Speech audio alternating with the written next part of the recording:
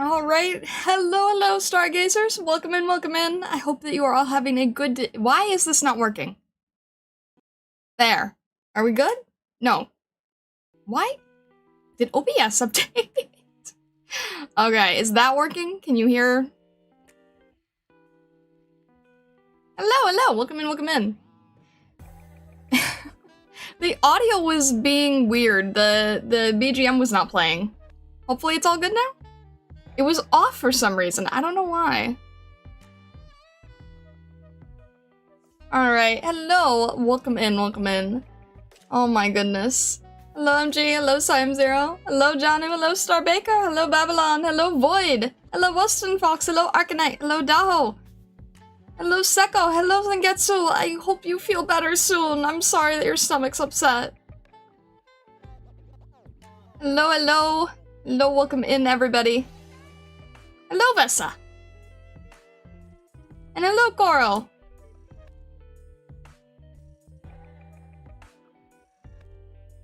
BGM is there? Okay. It was like, it was showing that it wasn't there. Hello, Uncreative. Hello, Blood Suli. Welcome in. I have to rewind the clock? What do you mean I have to rewind the clock? I don't... what do you mean by that?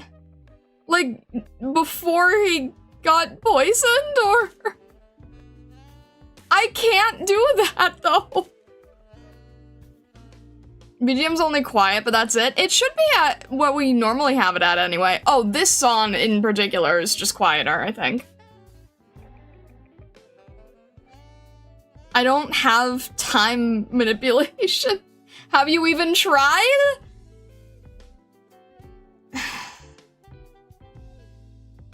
Maybe. And maybe I don't want to try again. Try really hard for 10 seconds to rewind the clock. But we're talking going behind hours! Vessa wants to be seen to re-experience the poison. Oh my gosh. Are we talking of turning back the clock? We can't! It would be hours! True to my megalomania, I've long yearned to craft an animatic myself. Here's hoping this proves most instructive. I hope so! Now, please understand that I have no clue what I'm doing. I'm still learning it from, like, baby basic beginner. There's not really any good classes or courses on this. There's not really any good instruction on this. I still don't really understand how to use the timeline function, so I'm not even dabbling in that. I'm just going with how I have learned how to do it, in terms of the Colosso one that I made. That is my, like, limit of understanding, okay? So I'm just gonna basically go through the same process there, and then eventually, hopefully, learn how to add a little bit more, and make it look more interesting. But I'm letting you know right now, I am nowhere close to understanding what I'm doing. Use illusion magic? Making us think the clock went back seems doable.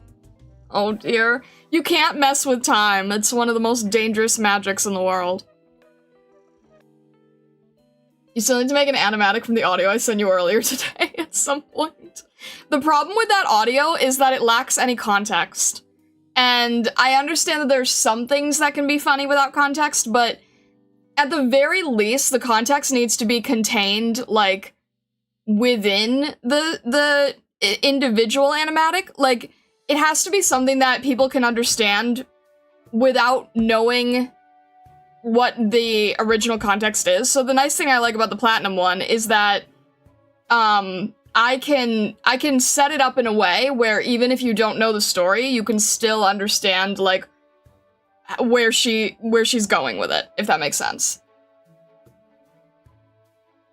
You can mess with clocks? I cast late to work by 5 minutes. Is the framer on the chat new? I can definitely adapt the chat towards it. It's not new, no. We've had it before. It is not new. What are your thoughts on animating with Clip Studio Paint? I will be completely honest, Arknight, I can't figure it out. I can't understand. I can't, like, wrap my head around it. Every time I try to look up a YouTube video on how to animate in Clip Studio, and the thing is, like, I have the EX version of Clip Studio. I can animate in it, like, physically. I have the ability to, but, I can't understand how the UI of Clip Studio's, like, animation timelines work, and I can't understand the layering structure. In terms of understanding how timelines work and how animation works, that I kind of get in my head, but in terms of, like, the actual way of using the program, I really can't understand it. It's very weirdly technical. I mean, I'll show it to you. I can't get it to work correctly. Or at least I can't wrap my head around it. So what I've been doing is I export every single image and then I just throw it into DaVinci and then I mess with it in DaVinci. But I don't know how to do it any other way. I wish I did, because clearly that's, like, you know, the best way to actually get to the animation part over Animatic. But I don't know how to do it. I'm hoping to at some point learn. If only Krita allowed for vector animation, your life would be complete. I can't work with vectors at all. So, yeah, I don't know. But I will show you what I do know, at least. So, the clip that I wanted to use, I'm not going to be playing the audio too much on stream, because I actually want to avoid that. That's one of my main pet peeves, is, oh, you know, if you need to get video editing done, why don't you just do it on stream? Because what that ends up sounding like is hearing the same audio 50 times back and forth and just, like, trying to go, like, clip by clip by clip by clip. You don't want me to live stream video editing. Trust me. You do not. It's extremely annoying. I would not want to have that on stream. So I'm just doing the visual part. The whole talk about time manipulation is tightly related to using Clip Studio Paint animating functions.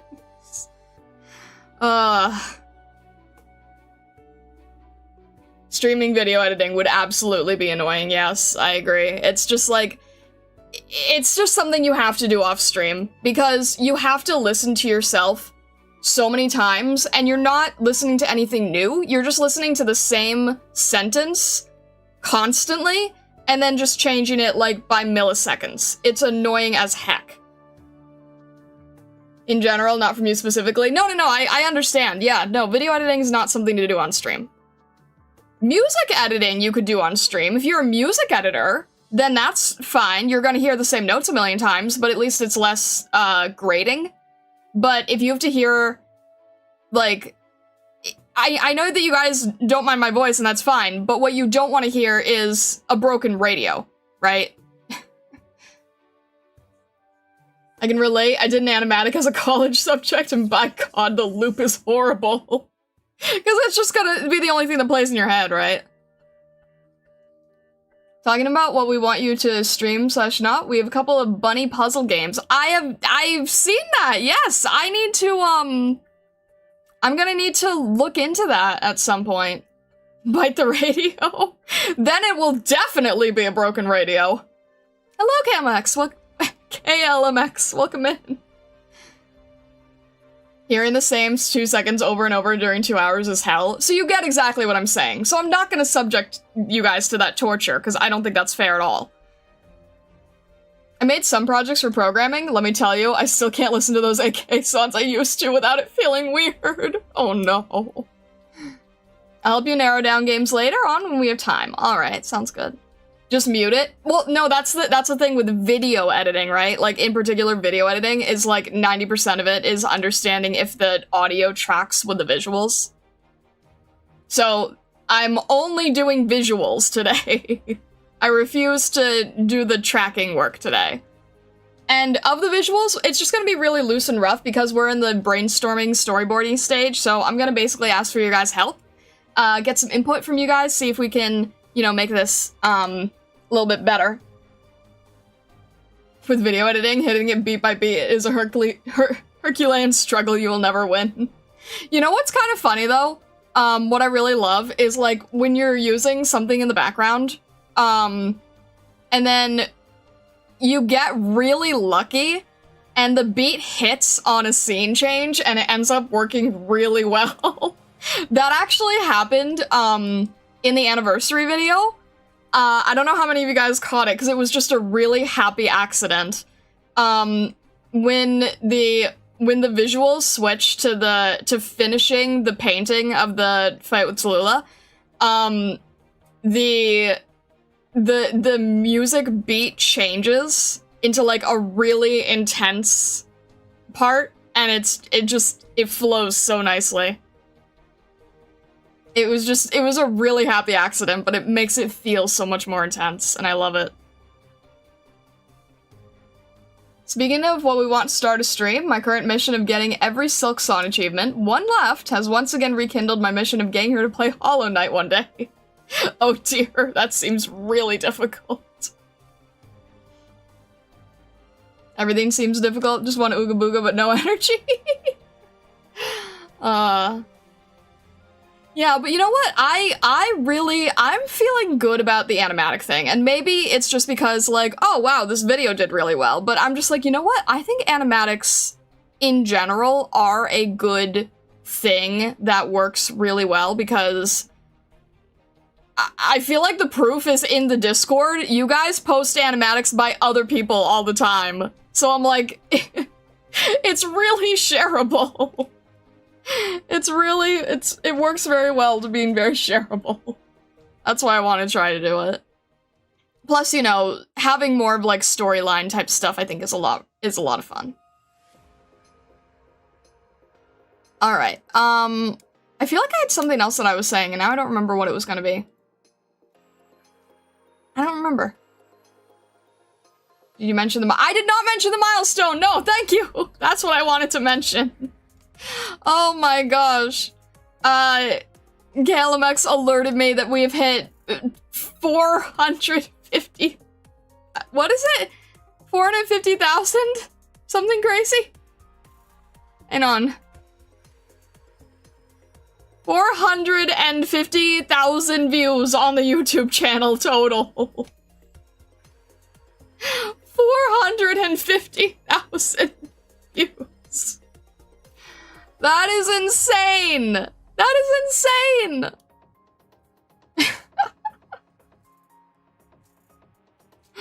Oh my gosh. I don't know how this happens, but it's just crazy. That's more than 12! Indeed it is! You are correct about that. It is more than 12. Oh my gosh. Thank you guys so much for the support. Genuinely. That's crazy. That is crazy to me. That is seriously crazy. Oh my gosh. I'm really thinking we might hit 5K before the end of the year, which was my New Year's goal, so, you know, here's hoping. Here's hoping. That would be really cool. Alright. We will, don't worry. That would be a really cool goal. Oh, that's what I wanted to talk about as well. So, yes, one thing was the crazy milestone. And the other thing is, in terms of the game stuff. Right? Because, because I've been talking about this with Vesa, and some of the HR, and, you know, this is not a new struggle, of course, and if you saw in Starlight Chat, I was basically talking about it with the poll and everything. I am getting to the point where I'm thinking that maybe I should just, you know, attempt to just keep everything to one channel and possibly see what happens. I don't know. But I'm kind of thinking that, like, I don't like having a scrap channel, essentially, that I kind of drag you guys all to separately, and you have to keep track of it separately. And I'm kind of just wanting to be able to put all the focus on one channel, so I'm wondering if it's worth just keeping it all in one place, even if everything is a little different, even if it's like Arknights and a Lucinari, and maybe a game from time to time that's not Arknights. I don't know. But it wouldn't mess with the schedule. The schedule stays exactly the same. But I'm kind of just wondering Because here's the thing. On a technical level, it's really hard to do a lot of things if you have split channels. If you don't have split channels, you can do a lot more as a streamer, as a content creator. There's a lot of, like, silly, gimmicky stuff that I've been wanting to do or wanted to bring back or stuff like that I have not been able to do.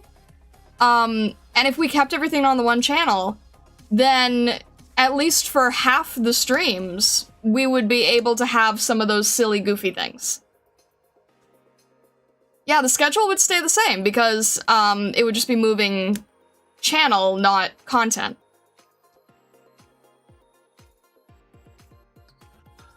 From what I saw for some other VTubers, they have everything on one channel.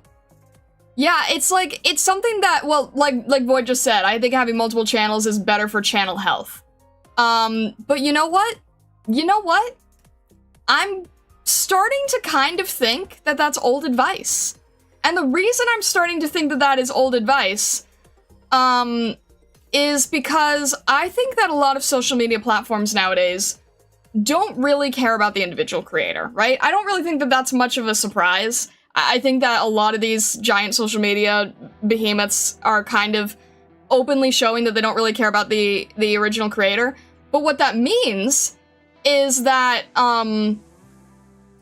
they care more about the individual content piece, right? The individual video, the individual short, the individual live stream.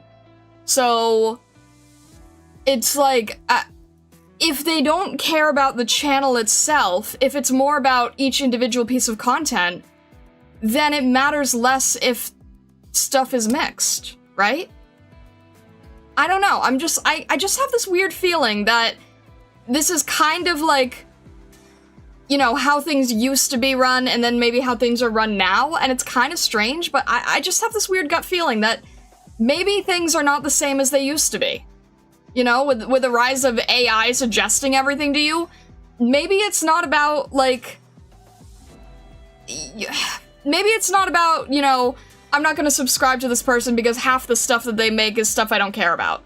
Like, maybe half of it, but at least done consistently, is what people need. Or what people are okay with. I don't know. I don't even know how to find your side channel. You don't seem to have them linked to each other in any way. It is on the channel main page. You just have to scroll down a little bit. Do a quick poll / show of hands. Anyone who's in the stream right now, if you did not know about the side channel, please reply with me. Oh, okay then. See, that's the other thing that I'm thinking, is like, you know, it just kind of makes it harder. It just kind of makes it harder to, like, have people move around to different places that they didn't even know existed. So, like, part of me is just thinking, hey, maybe it's not worth it. Because on the main channel, if I just kept it to a main channel, right? Then you would be able to, I'd be able to, like, activate a bunch of silly stuff. And of course, on like Tuesdays and Saturdays, when it is purely Arknights, I don't want a bunch of silly stuff going off. I don't want a bunch of stuff, like, distracting from stories and whatnot. But if I'm playing something silly like Hamtaro or Smooshy or Cheese Moon or whatever, or if we're drawing, then, you know, alerts can go wild and it doesn't matter. And I could make ones that are, like, sillier. Like things you would enjoy. Like, I don't know, throw a cheese wheel at me! I don't know. I just feel like it might give us more openness. It might give us more opportunity.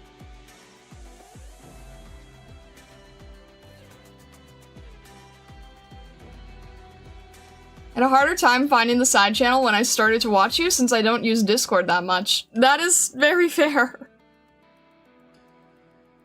What does matter is that YouTube will recommend new content to people who watch the previous content and judge the virality by how many of them bite. You know what? I would have thought that at first, but Void, I did a little short for Colosso, not at all related to Arknights. Just like, hey, this is my feelings as an artist, just like a silly little short. Went absolutely viral. no rhyme or reason to it. So I don't know anymore. I don't know what the algorithm is anymore, and I don't think anyone knows, actually. What are you guys doing? Oh my gosh. It means having multiple types of audience for the same channel is suboptimal, but the question is if the audience for the Atelier is meaningfully different from the main channel. See, that's, you know, that's the thing. The side channel, every one of you guys in chat right now is basically what the side channel consists of. The side channel is currently a scrap channel, and it's being used to just keep things separated. That is the purpose of the side channel, is just to keep the content separated between, like, Arknights and everything else. But now I'm kind of thinking, like, you guys are here anyway. Why make it harder for you? You'll never know when the Instagram incident will happen again. But here's the thing, Arknight, it wasn't just Instagram. It's also the highest viewed video on my YouTube channel. Period.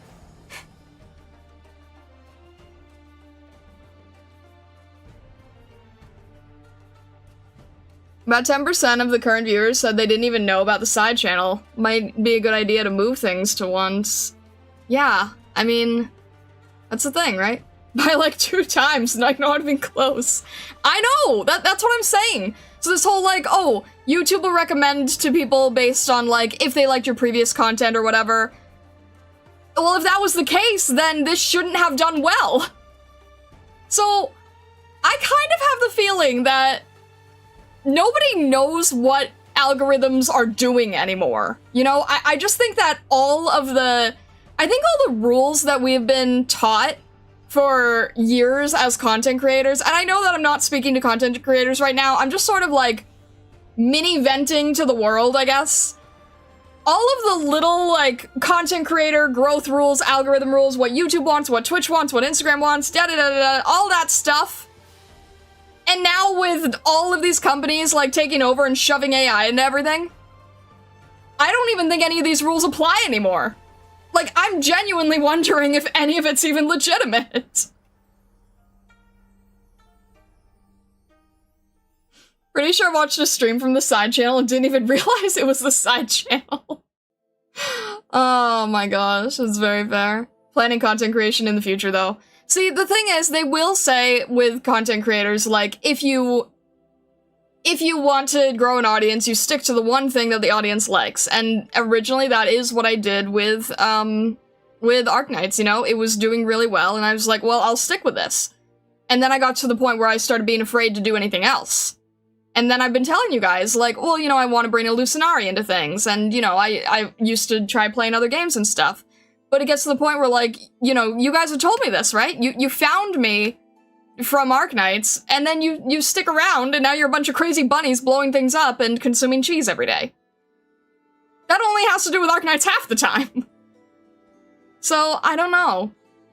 The other thing is, I think that a lot of that advice, when it's like, oh, don't split the audience, I think a ton of that applies to people who don't form communities.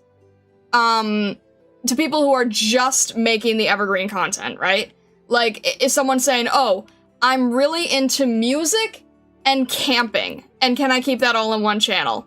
And it's like, well, if people are watching for camping advice, and then there's music as part of the content, then yeah, that would be confusing. But the person doing the music stuff and the camping stuff isn't putting themselves out there as much, you know? That's a clip right now. I don't know if it's just me. Most of the videos on my homepage are ones which I once watched. That could be true, yeah. A lot of those tips probably did work good in the past, but they don't seem very applicable now. There was a peace in the land until the AI nation attacked. Yeah, pretty much. Technically, you were art-focused before, trying a few games, and then you hit it big with AK and switched to that. If anything, you've already proven to yourself that it's okay to switch things around and adapt them. True, yeah. And I want to reiterate to people, I have no I have no, what's the word? I have no intent on switching the schedule around or doing anything less Arknights related. If anything, it would probably just be more if we end up doing, like, you know, these clips and animatics and things. So I just want to let you know that I have no intent on, like, diluting it. My personal hot take is chasing the algorithm isn't really that important until you want to become truly gigantic. Far more important to become better and better at what you do. There you go. Yeah, there you go. Sad cowboy campfires on channels catching strays. I don't eat cheese every day. Yeah, but you're like the one stargazer that doesn't because you're too busy eating limes. Imagine if you'd win. I'm never gonna play games. I'm only gonna focus on art teaching because that's what my audience wants and I'm scared to lose them. I mean, you know how much of a mental battle it was in the beginning with Arknights anyway. I'm currently eating cheese. Oh my gosh. Yeah. Anyway, I have a feeling that I might want to test it out. I might want to test out being a little bit more variety, even though it goes against what most people will tell you is smart. Most people will tell you that this is not a good idea. But you know what? I'm kind of tempted to do it. And if I do, then maybe the Monday stuff and the Thursday stuff, maybe it can be even goofier. Maybe I can bring in stuff that, like, I was not able to do before. AK started out as scary, and now look how comfortable you are with it and the audience you've gained. That should give you more confidence to pursue what you want yet to again. Alright, that's fair. That's fair.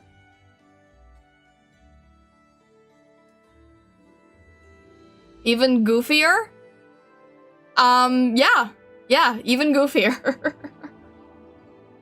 I'm all for it. I think I'm not alone on this one. Goofier than Cheese Moon. I'll put it to you this way. I think I had 1 or 2 streams where I tried doing Redeem-related stuff in the past, and I never touched it since. And maybe at some point those things could come back. Star leaves a kale starved to death. No. Oh my gosh. No. Including how to poison WC with Crystal Necklace 101. Well, you're not supposed to eat it! Remember, the next Thursday is National Cheese Day, and that's when we're doing Operation Cheese Moon. Wait, it's in June? I thought it was, wait, what? I thought it was July. Wait, it's June? One thing I'd love to see one day would be something like Community Arknights using magma or something similar. Oh, there you go. June 4th? Oh dear! Wait, that's coming up so quickly! Exactly 1 week for today? Oh no! Oh no! I don't know what to do! I don't know what to do for that! Dear God. Oh dear. We must have beat the record? That's so scary! Oh my god. Okay, Vesa, remind me after stream, like, genuinely remind me after stream. We need to talk about that because I potentially have some updates, but it's like 50-50 on if anything happens, and I might need your help.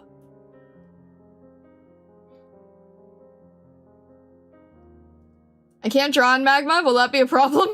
I mean, if you mean literally or figuratively. Arknights, not to be confused with Arknights or Arknights. Charge 7 hours an hour to consult. Dang, you gotta put your, you gotta raise your rates, Vesa. We had Community Arknights, so Community Arknights seems like the natural evolution there. Gentlemen, synchronize your cheese watches. Oh my gosh.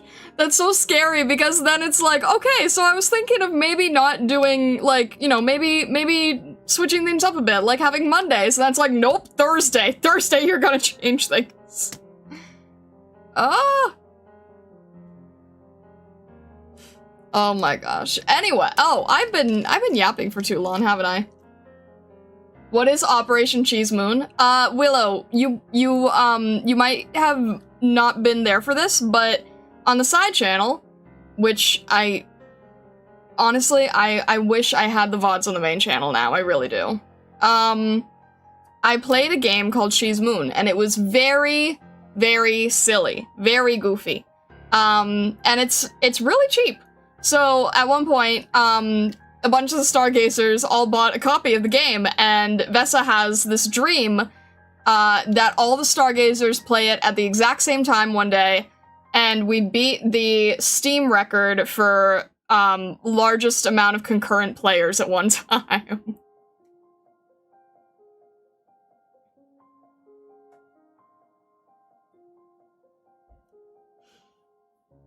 The all-time Steam DB record for Cheese Moon is 15. We can totally beat that next Thursday. Oh, gosh. Outfit redeem when? I don't know. What do you mean outfit redeem? It's still not done? What's still not done?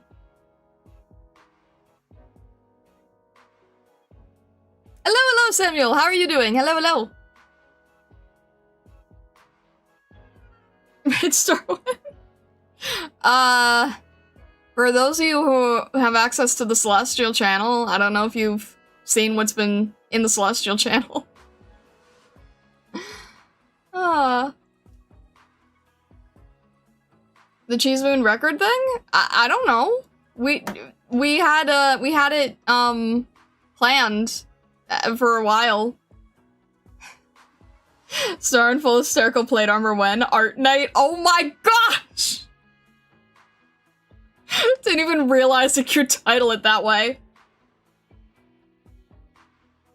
Star's scheming something, I've been feeling it the whole day. I'm not scheming anything.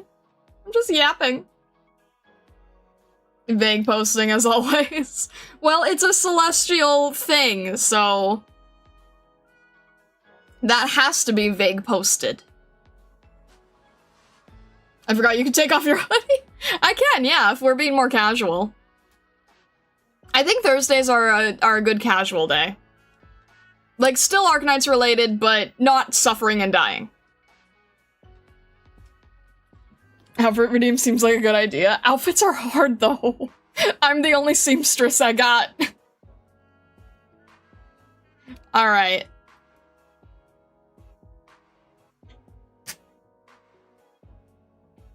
You've insider knowledge. Silly PNG hat redeem instead.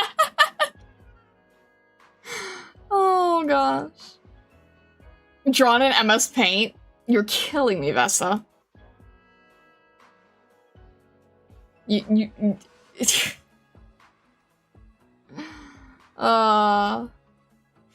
Alright, anyway. Let me move on here. Otherwise I'm not gonna get anything done. 500 points to put Starlight in a top hat, 300 points to give her a beret. Oh, alright. What was I doing? Oh, right. Changing to the thing.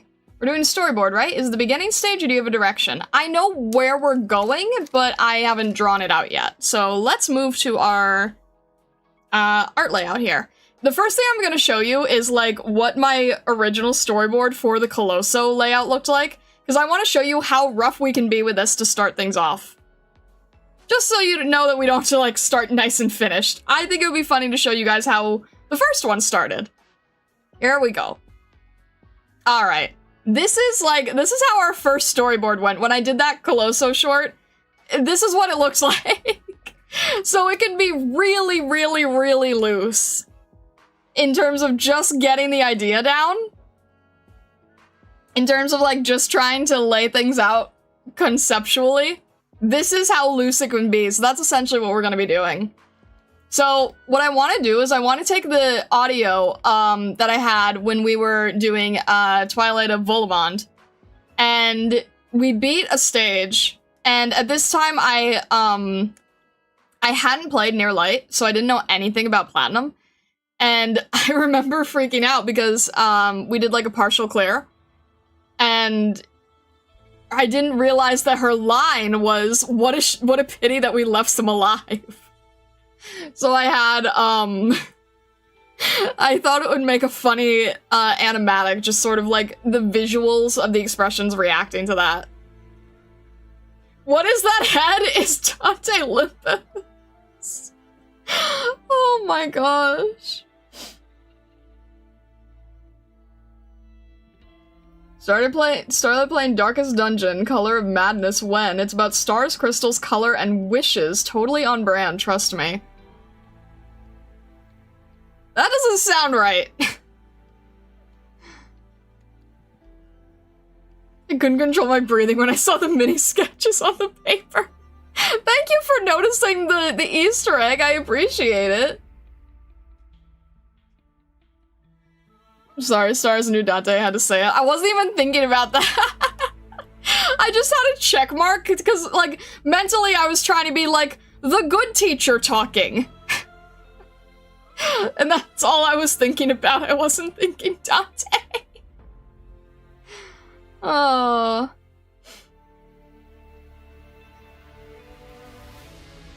Totally on brand, Void. They eat crystals too, just like us. Okay, fine. You're gonna have to show me this, because if you mention, like, that many similarities, my curiosity is piqued as badly as it probably shouldn't be. But okay, let's see here. So, that's sort of like the layout that we're going for, right? So, the first line that I have here, like, from the... I think the thing is, like, it's so serious. It's such a serious moment in that story. Because it ends, like, when you're finishing the stage, it has, the description, and it says, the entire block is burning, the mob is gone, having left only out of fear, the last chunk tumbles to the ground. And then that's when she says, what a pity we left some alive. And it's just, the timing of it is so, like, intense, you know? So I thought it would work really well. Oh, also, I can show you this too, because I can... Why are you doing the smiley face? Why are you doing the smiley face? Why are you doing the smiley face? Never play Darkest Dungeon if you don't like resource management games with a dark theme. It is called Darkest. Oh no, that's fair. I didn't say that I would necessarily play it. I just like to know where themes come from. So, like, you know, if you're saying that it has that many similarities, I'll probably not play it, but I want to see how they went about doing it. Salt is in crystals, salt is in cheese. Oh, dear. Alright. Oh, the other thing is, I transcribed the short as well, so... I'm kind of wondering, like, how we can break this apart, right? So, let's do the first part. Let me see if I can get this here. Okay. We kind of have our first layer here, so... This is like, mob is gone, having left only out of fear. The entire, okay, entire block burning. So this can just be like... This can just be, let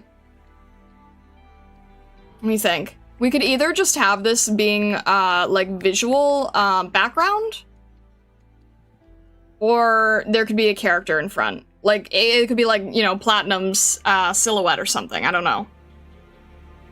Can we watch the clip? I don't think I was there for the Twilight streams. I didn't set it up, but I can try? I didn't, this is gonna sound so stupid, I didn't even think about doing that. I didn't even think about, like, trying to play the clip. Let me see if I can set that up really fast. I genuinely didn't even think of doing that. I wasn't thinking super smartly. And one Cashmere's Knight from Lundman crawling away under all the rubble. Jeez. Oh, we really did chase them, like, everywhere, huh? From Luthanian through... Oh my... From Cashmere's through Luthanian through Lundman. This poor knight. Alright, I'm stupid. I didn't even think about playing the clip on stream once. Let me see if I can do that really fast.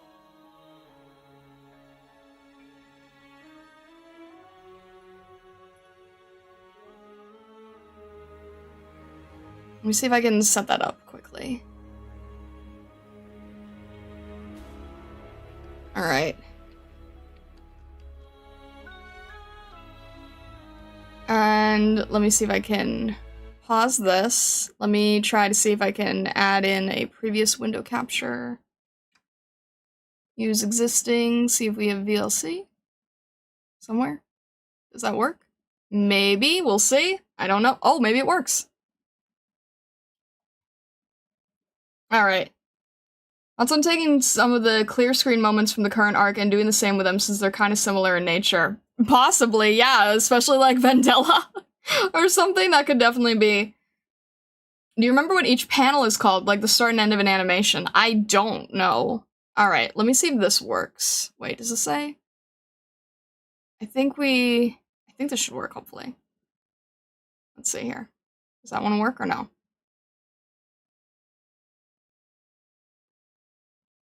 No? Yes? No? Maybe not? It does not want to open for some reason. It says it's playing somewhere and I don't even see where. That's strange.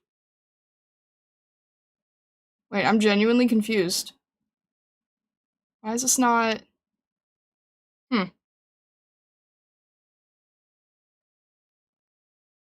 Does it not want to work? Pity. Dot clip. Wait, that doesn't make sense. Hang on. Is this the wrong thing? Alright, hang on. Sorry, I was not prepared to have this on stream, so I'm, like, not figuring this out correctly. Here? Alright, maybe this works. Yeah, not having the Clip Studio file would be helpful. Yeah, okay. I don't even know what that is, so I don't know why it's .clip. That's a Clip Studio file. Alright, this should work. There we go. So, okay, it's the, it's really old because you can tell I don't even have the regular outfit on. That has anything to do with the Sark House anymore. It's this thing. To the sound of crumbling rock, the Sark House turn and leave. The entire block is burning. The mob is gone, having it left only out of fear. The last chunk tumbles to the ground. What a pity that we left some alive. Jeez! Platinum? Platinum! I never heard that from you! Excuse you? What the heck, Platinum? What the heck? Platinum, it was a golem. It wasn't even like a civilian. Platinum, what the heck? So that works. I figured we could do something like that. I think I remember that somehow. Oh my gosh. So basically that whole type of thing. And then I think there's a part where somebody says later. Where is it? All right, wait, let me continue playing it. There's some other part here. Because you guys started talking, I started responding. Platinum is slightly merciless? Oh my gosh. Do you know Plat's history? How would I? How would I? I'm mainly going through main story and like the 3 side stories we've done. How would I know Platinum's history? I do not know anything about Platinum, no. Please do not spoil me in the chat. Please don't tell me in the chat. Please avoid letting me know. I do not want to know. So obviously that ends up being near light. So one thing that I'm thinking would be like after it says like do you know Plat's history, and I said how would I I just switched to like the near light prologue animation for like a few seconds. And then you found out why she's like that. Yeah, exactly. I could just have, like, the 3 seconds of the end of the near light animation where she's, like, going past Neural. And I think that would be, like, a good way to sort of, cut it. Yeah, no, the volume was really weird. Hey, let me post some background music again. Volume was really, really weird back then because, OBS was kind of broken. So there's one line where I'll just have to cut it because you can't understand it at all. I've since fixed all of those audio issues, but that does mean that some of the older streams are a little bit, kind of broken. Can't really do anything about it. But hey, she does want to go to an amusement park with you. That is true, yeah. Okay, hang on.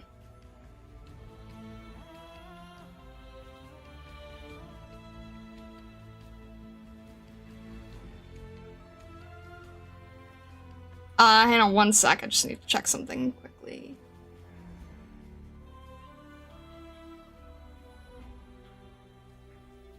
Yeah, okay, it's fine. It's fine. Doesn't show anything, so we're good. Old audio jank has its charm too. Not when it's animatic based, because then you can't, it's just sort of a broken audio that you can't really understand. Because, it's fine though, because I don't think it was anything important. I think it's just when I said I've never heard that from you, so I think I can just cut it and it'll be fine. We've come so far, now we can talk about 7-year-old operators. Hello, Espresso, welcome in. So yeah, I feel that's the clip, and I think that we could make something fun out of that. Don't you think? So I'm thinking this could either be like, and then at one point, because of the stage, right, I said that wasn't even a civilian, that was a golem. So I'm thinking at one point I could just show, like, Mudrock being distraught, crying over a bunch of broken rocks. Yeah, it's like the clipping when I was voicing Kaobe. Same type of thing. So let me just make like a bunch of quick, squares here. Little draft squares. It is kind of annoying because I know that that affected quite a few VODs, including some like really, intense parts where I didn't want to, lose audio, but there's nothing I can really do about that. Like, when we first got Suzerain, after doing, Chapter 6, it cut off when I was freaking out the first time. And, like, my initial, like, freak out sound is completely cut off. You can just hear, like, the very ending portion of it, but other than that, it's completely dead. Keyframes, there we go. Cutoffs are funny. Cutoffs are funny if you can use them correctly, but if it's just because the audio's broken, then it doesn't really work, sadly. Hello, Firestar, welcome in. Which was the context at that time? What was Mud doing in that stage of Volamond? Leaving. Leaving. The Sarkas turn and leave. The entire block is burning. The mob is gone, having left only out of fear. The last chunk tumbles to the ground.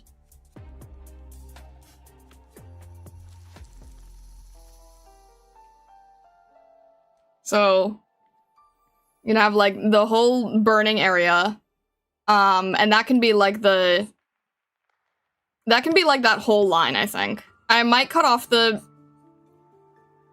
Sarkas turn and leave. I might just start it at the entire block is burning, just because you have to, like, work with, like, milliseconds, right? Especially in the beginning. Like, if you can't get someone's attention in the beginning. On the flip side, other things like your gasp when seeing Neural Alt in the teaser wasn't captured either. Really? We did have the audio fixed for that. Wait, how would you know if it was the same audio? Or you can just hear it getting cut off, I guess. This exact sentence can appear in the video at the beginning. Show a couple survivors leaving with mud as we regroup. So we could just have like, this could just be like Mudrock, maybe like, I don't know. I'm not really sure how to do it yet. Maybe like you said, leaving. There might be people on the ground or something. I'm not really sure. Just sort of showing like this ending thing here. Suzerain awkwardly trying to discomfort distraught Mudrock. Yeah, I could do that. Like if I have her like freaking out about the rocks, right? You told me you gasped after stream, but I didn't hear it on stream. Huh. I don't know. I don't know then. So, okay. Last chunk tumbles to the ground. Last chunk. That could actually be a separate thing. Last chunk tumbles to the ground. So this could be like, the entire block is burning, the mob is gone, having left only out of fear. The last chunk tumbles to the ground. That could be one. And then, you know, what a pity. And then the way I'm seeing this is like, probably have like, you know, ourselves here. And then have Platinum like here maybe. And she just says it like very nonchalantly, right?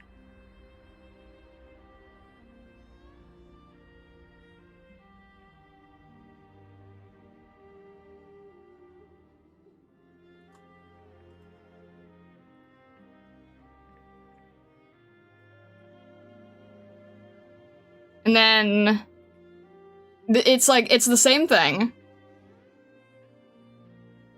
Right? Except this time, kind of this, like, excuse me, like, what type of feeling.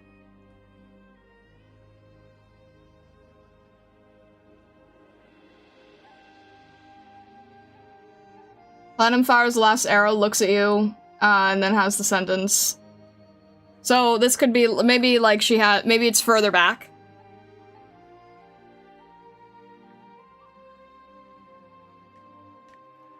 Maybe she, like, has her bow drawn. And of course, this is, like, really, really fast, right? Because, like I said, this is just the thumbnailing.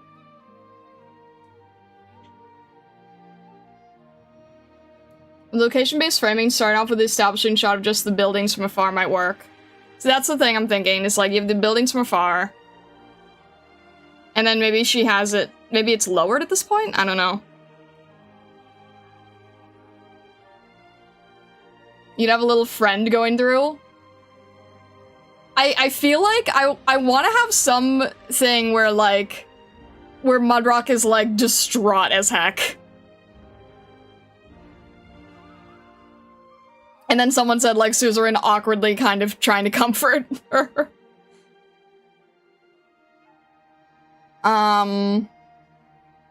Yeah, I'll do that when I says, like, when I say Platinum, it was a golem, and then swap to Mudrock, just, like, holding, like, the little pebbles. Mudrock desperately trying to repel the golem. I'm trying to figure out, like, what this would be. Like... Oh, honestly, what we could do is we could just have this exact same thing, because if you can reuse frames, it saves you a lot of time. You'll notice that in the art one, in the Colossal one, I reused frames a ton. So we could just have, like, you know, this could be, like, on, like, standing, and then this could just be, like, you know, fully slumped over. And then when it goes back to seeing the other version of it, then we'll see, like, her holding the rock dust. How would you show Mudrock distraught when she's fully armored? You have her holding rock dust, and you have the hands, like, shaking, holding the pebbles. There's a lot of way that you can depict characters who are fully, covered.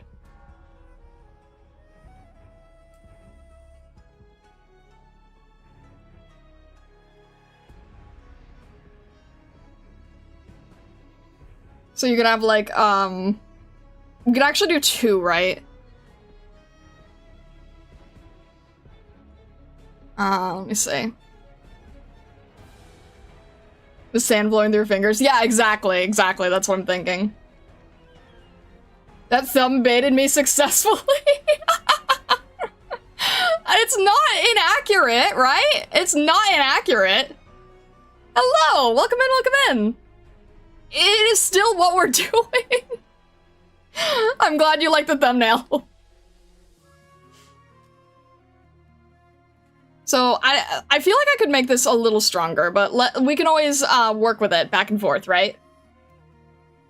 Do the Vader pose, another fully armored character. There you go. So what I'm thinking, right, is we can have Mudrock. And again, like, I don't know. This is one of those things where you're gonna need references later, right? But we have like MG said, right? And I'm thinking the same thing, like sort of the sand going through her fingers. And then like the little rocks. And maybe Suzerain is like peeking from the corner or something.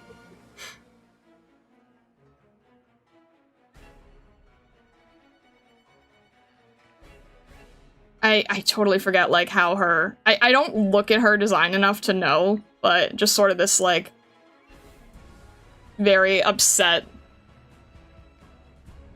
pose. I have her reference, and I can grab it when we need to. I don't usually use reference for thumbnailing. Yeah, we don't need details, exactly. But I'm thinking, like, maybe we have, you know, Suzerain sort of, like, maybe she comes over. Or maybe we have her in, like, another... Maybe she's just peeking. Maybe she's, like, or... Here, let me see. You can do this. Copy it over. Because, like I said, it's really nice if you can just copy over an existing image. And then maybe we have her here. This is why the audio matching is so difficult. And then maybe she's, like, maybe, like, trying to reach out a hand? Like, not really sure what to do? Maybe has, like, a little bit of a distressed look on her face.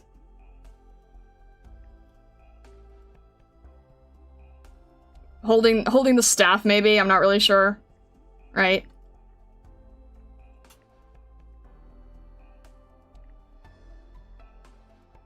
Trying to sort of approximate Tails. Yeah, sort of peeking into the frame a little bit.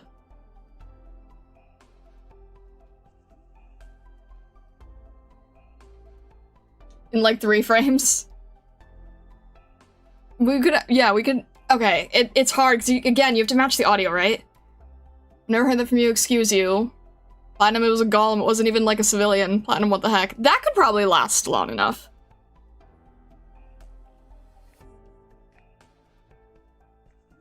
It's so weird to, like, read out what I was saying earlier. As if it is, like, a movie script of some kind.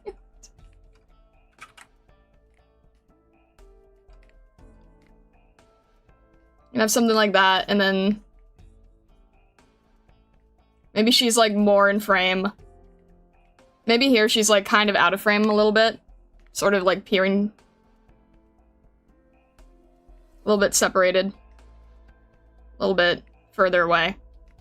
And maybe she's, like, you know, reaching out her hand at this point, like, not really sure how to help, but wants to try.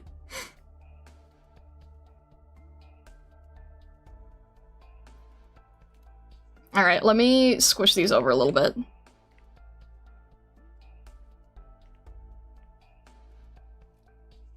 You can show them wordlessly looking up at the flames, showing the orange light dancing in the more reflective parts of the armor, limply holding their hammer as if paralyzed. Wait. Wordlessly looking up at the flames. I don't think they care about the flames. This character is not really gonna care about the destruction of the city. They just care about the fact that their rock friends are dead. That's, like, more specific to needing to know more about the story itself, but this... I don't think this character cares about the civilians at all. I think they're more just like, my friends are dead, and they're little pebbles now.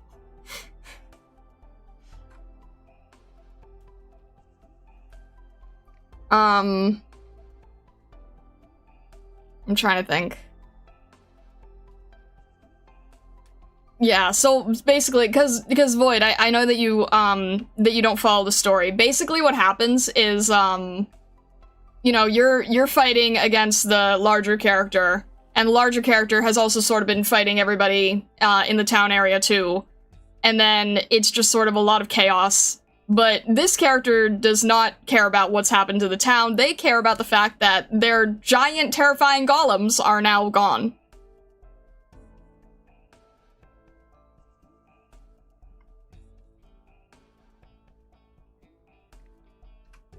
So let me think here. Maybe I'll just make that into one layer. Not the golem. And probably just have like some, you know, little empty rubble pieces here.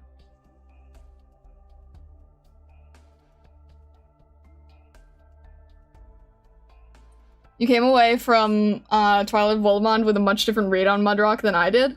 Well, it's like we're kind of making it a little bit more comedic than the actual scenario, because it just says that, you know, the Sark has turn and leave. But I'm doing something a little, I'm cutting out the part where it says the Sark has turn and leave, and I'm just starting it at the entire block is burning. So it's a little bit more comedic, so that it kind of indicates, like, what just happened and the mercilessness of Platinum. My only friend is a golem. I would be sad too if it's gone. Exactly. You can use civilians in the background to show how important the golems were for her. Yeah, I could try, like, in these ones, you could have, like, you know, a bunch of civilians here. And then it's like, that's not what's important. What's important is the golems. But I have to sort of somehow make it not look like ashes, right? I'll have to, like, make it clearer that it's stone dust.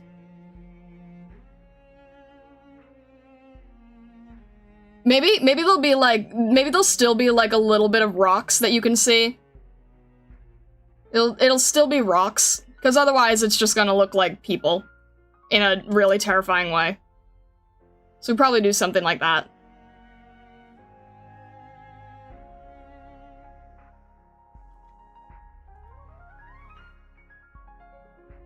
I'm wondering if the people actually would be a little too distracting. Maybe it's just clearer if...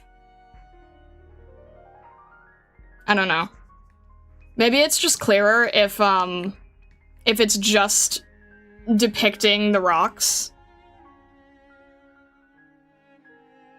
Or crushing the rocks into dust could work? What? No, that's gonna confuse things a lot.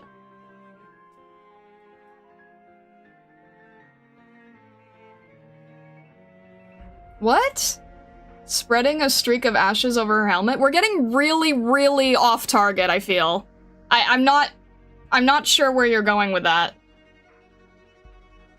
It has to be really quick and really clear. I can't reference things from other media. I just have to make it really, really understandable to someone who doesn't even know the storyline. We're basically just going for comedy, right?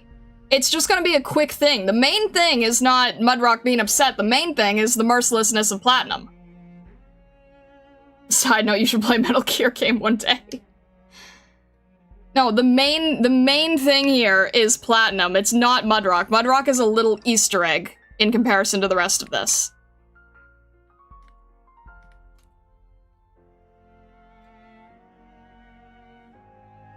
Trying to put them back together, but crushing them by accident due to her strength. That I could maybe do, but I'd have to try to figure out how to... See, it's really hard to depict an idea like that. Accidentally crushing something is like... I'm trying to think, like... Maybe she's surprised? Maybe there's like an exclamation mark, but then I'm already using an exclamation mark here. Have Suzu say we did in Mudrock, we saved the city. Jeez.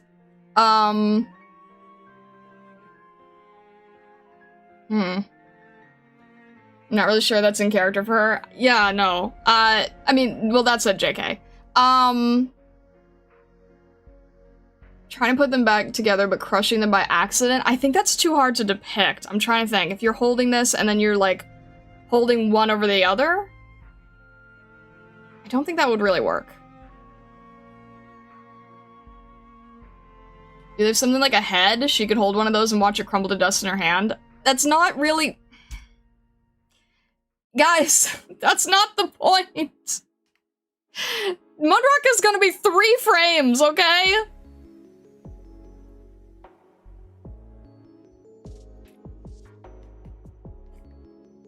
We're gonna move on. We're gonna move on.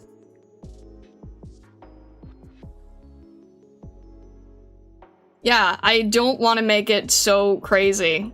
I don't want to show a headless or a bodiless golem head. I'm not trying to go macabre here. I'm trying to go funny. I'm trying to go light and funny.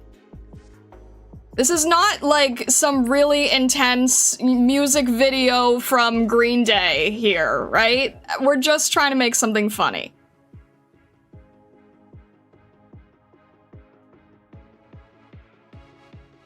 Maybe you can only do 5 frames per second for now. Arknight, this is an animatic. I'm doing like 2 seconds per 1 frame.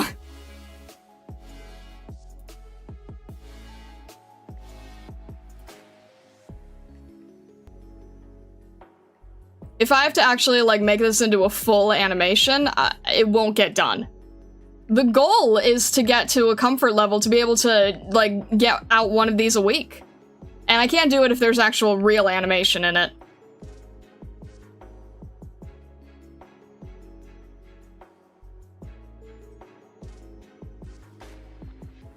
So I'm trying to think here.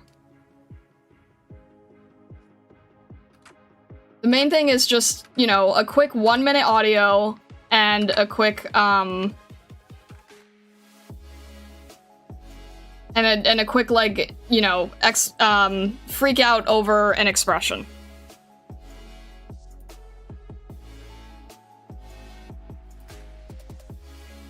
But the main thing is, like, really, really fast communication.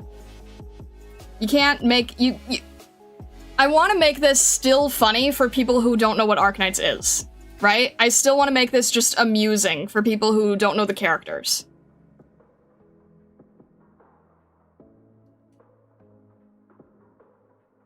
Do the Minecraft Iron Golem death animation. The golem could all be square in that frame. I don't know what that is. Golem disintegrates into a pile of ore rock cubes. Oh my gosh. I could maybe make one of these, like, a little clearer into that, right? Would that even work? Do something like this.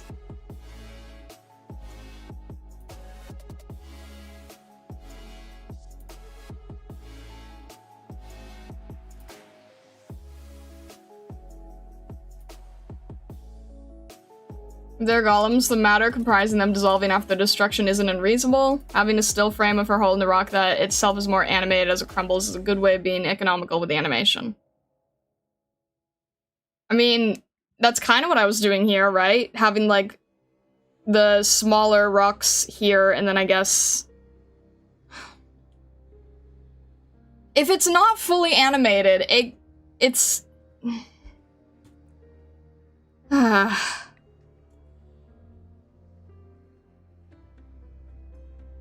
If you have it like this, and then maybe smaller, and then, is that clear? I don't know.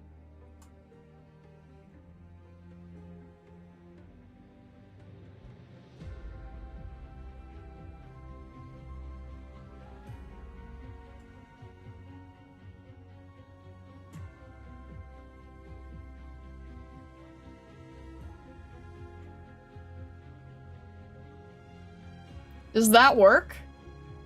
If you can see the difference, like the sand part kind of like getting larger.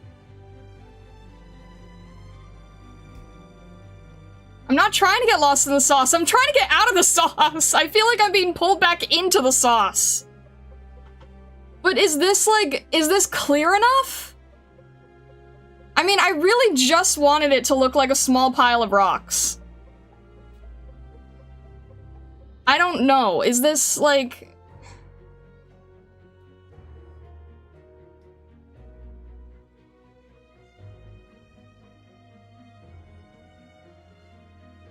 I feel like this is getting the message lost. I don't know.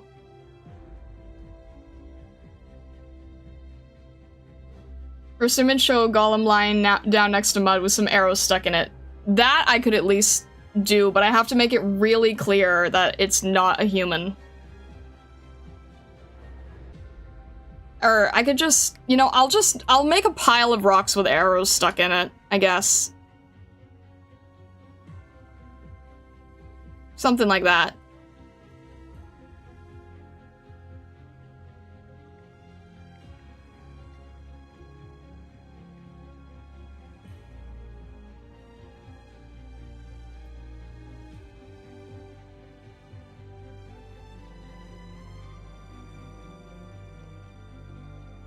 The keyframes serve your visualization and are based on your understanding, not for us.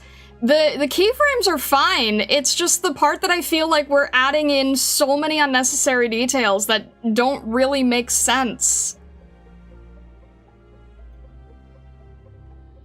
I'm fine with the arrows are fine. But the whole, like, you know, holding a head or holding a body or having the full animation, that's not really what I'm doing.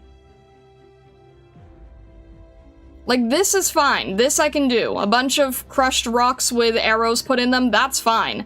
And that actually communicates better because she's holding a bow and arrow. That's fine. So this is fine, because this goes arrow, arrow, bow. This is logical. This makes sense. And then this, where it's like, maybe there's, you know, the arrows sticking out of it. I'm not gonna... Well, okay, I'll just draw them... No, that's... I just have to make it clearer. The thing is with animatics, you have to be really, really simple about it. You can't make an idea too complex. Your message will get lost. And you want this to be something that people who don't even know what the media is can still enjoy, right? I mean, that's what I think is so good about, what's the one that we've seen before? The one with Kaobe, where it just says, like, it's just her, like, hitting the phone, right? And it just says, hungry, hungry, hungry, hungry, hungry, hungry. You don't need to know who Kaobe is, or if that's her personality or not, right? You just know there's a cute anime girl who's being a little bit obnoxious. That's all you need to know. That's the point of it. That's what makes it funny. You don't have to know what Arknights is to see that Kaobe is acting ridiculous. And I think that that is, like, what makes it work, you know? So having, you know, a cute little small character trying to comfort a really big character, I think that's funny. I think that the arrows with the rocks, that's funny. It makes sense. This can work, you know, the dust, the thing where it's, like, regularly crumbling on its own, I don't know. I was just gonna have it be dust, but that's fine. But I can't go too crazy with the idea. It just has to be really easy to read. Really easy to understand. How many seconds would have elapsed in the time covering these 10 frames? Entire block is burning. The mob is gone, having left only out of fear. The last chunk tumbles to the ground. What a pity we left some alive. That's probably gonna carry into this. And then this is gonna have to be moved around, I guess. Because this needs to have more about Platinum, and then in the middle, it says, it was a golem. So that's probably at least 10-20 seconds in. Yes, I know that that's really important, but I don't want to be playing the audio constantly. So I don't exactly know, and all I can do is guess right now. All I want to do is try to get the frames in.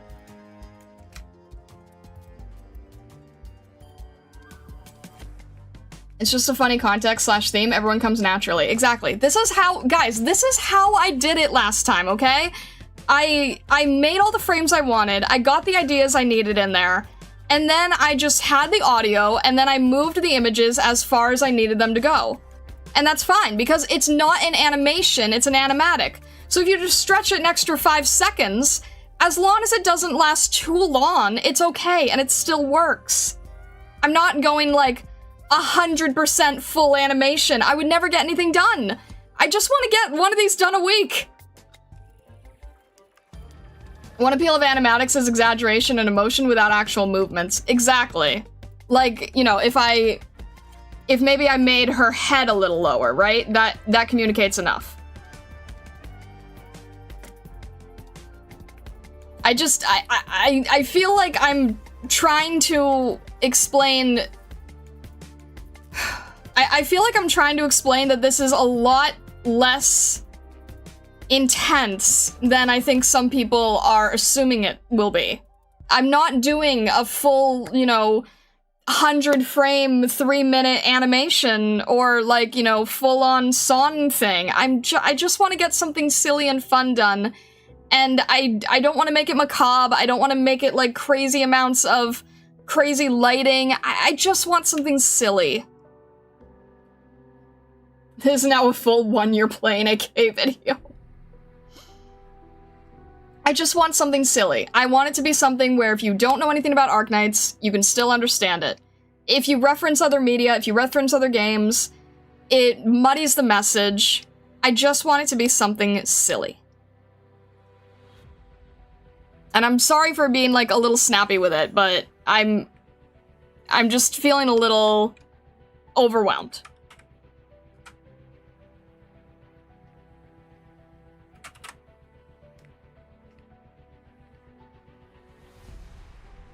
And I do want to try to, like, you know, I'd like to be able to teach you guys, too, my process, but...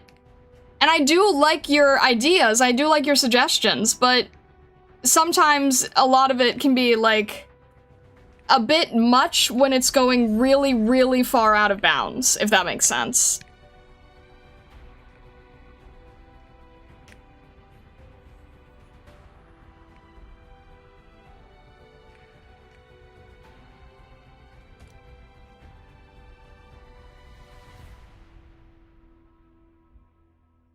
Storyboards always make us lose ourselves.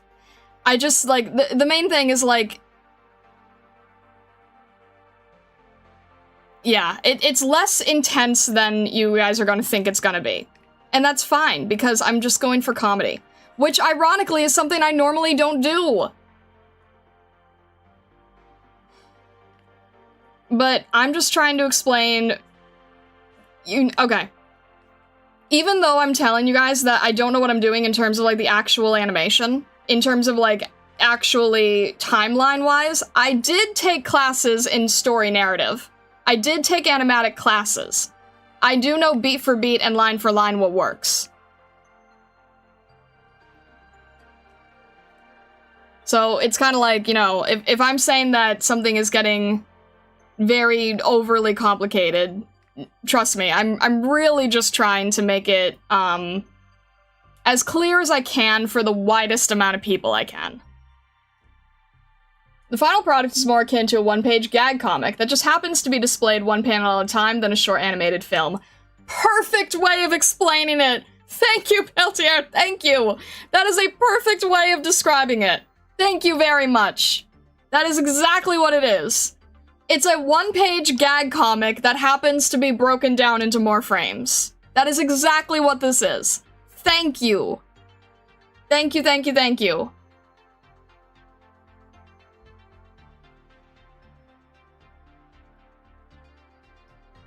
My main confusion is thinking this is still before the punchline, where going a little melodramatic enhances the undercutting effect of the punchline. I mean... I can't change... I can't change the audio. I can't change the script. I'm using an existing clip.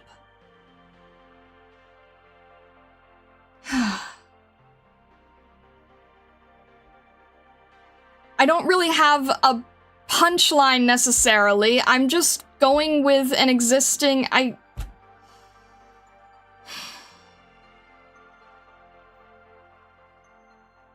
didn't script this, okay? I didn't make something funny with the intent of... I don't know how to explain it. I'm just getting a little frustrated and it's not...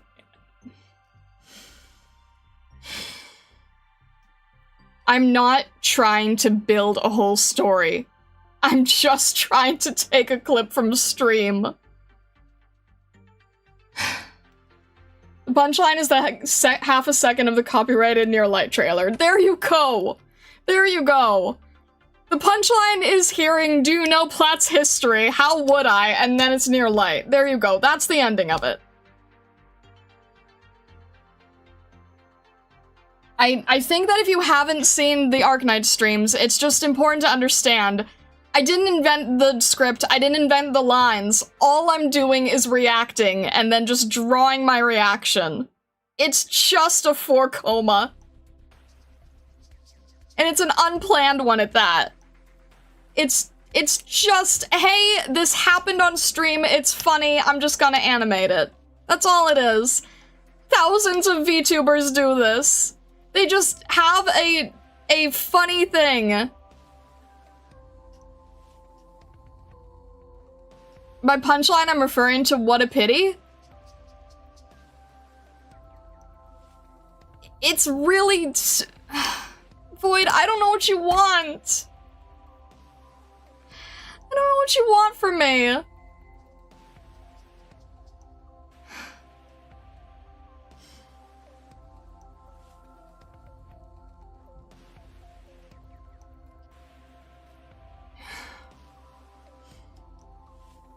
I don't want anything right now. I just feel like I'm being criticized a lot on this.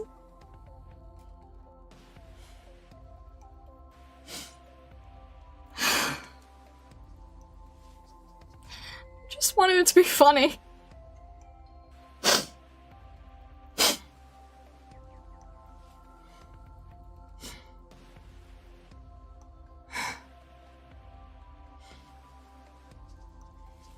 Alright, I'm sorry, just give me a sec.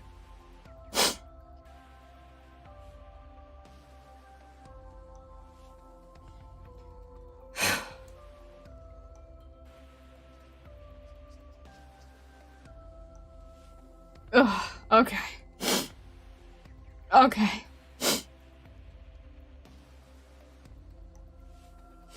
Okay, it's fine. It's fine.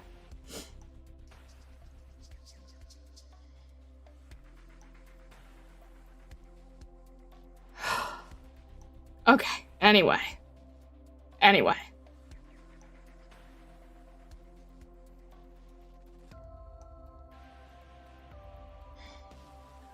Okay.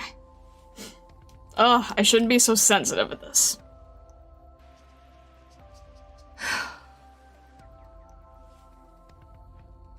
I don't know how things are timed. I'm just trying a bunch of frames and hoping it works.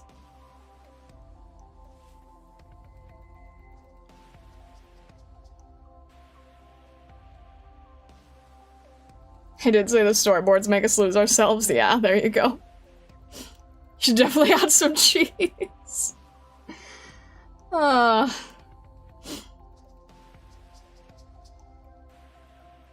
Exactly. Yeah, this is just rough. This is like, I don't know what the punchline part is. It's just the... I think this is enough. I think this works well enough.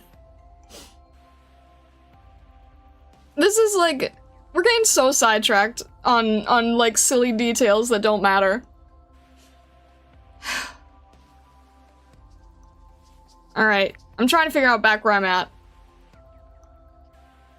Blah, blah, blah. What a pity we left some alive. And then...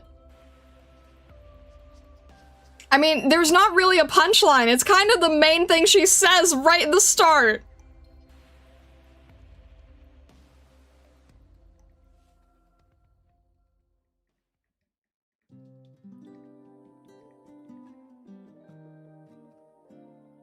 And then this is just gonna be silent, but it's a reaction, right?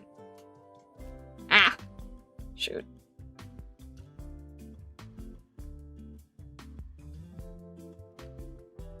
Everything's clear, just focus on the job at hand. There you go. This is just a silent reaction, so this is like, you know, we're basing a lot of this on, like, comedy anime, right?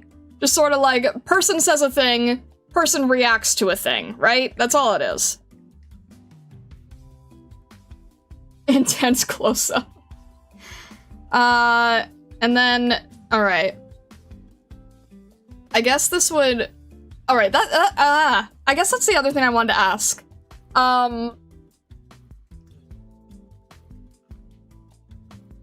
The heck? Oh my gosh. Storybot just banned a Twitch bot that is advertising AI viewers. We're in such a dead internet theory.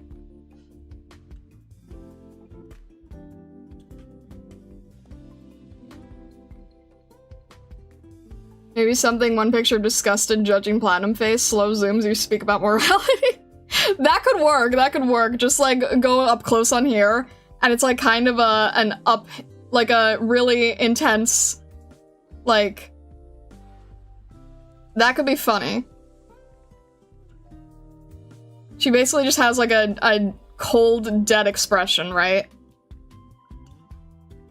Obviously, I don't know how to do, like, the intense view, but I'm thinking, like, kind of free rent angle. Like, when you say that, right?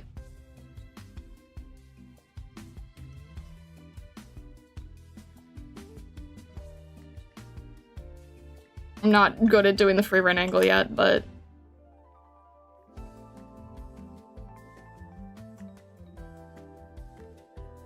something like that. And then it could kind of be, like, darker around here, right?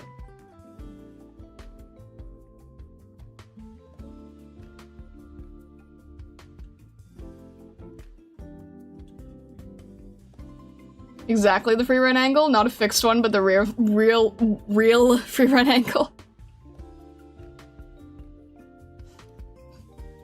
Show their face, those show their faces on my stream as well? What? Even this might have given me a- oh, okay.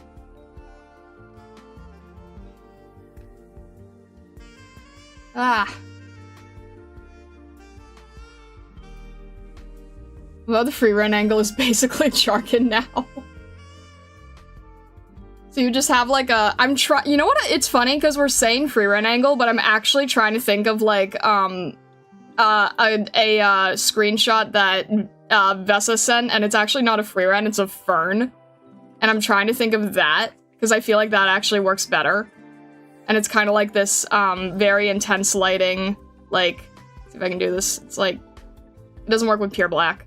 But kind of like the shadow over the face type of angry look.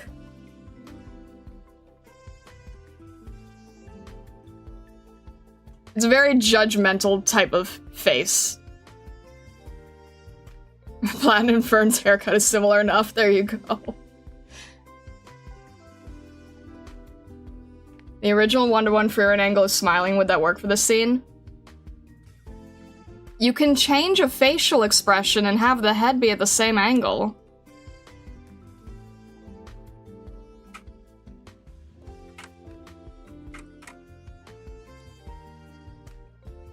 Just thinking you could, like, make it larger, right?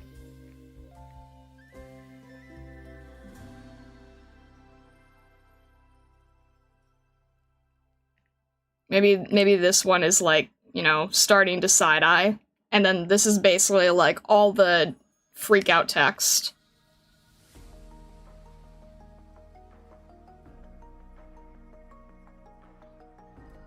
Maybe make that a little smaller, so it's like... That would just be an easy zoom. That's a very easy one to do. Oh, didn't know there was a layer here.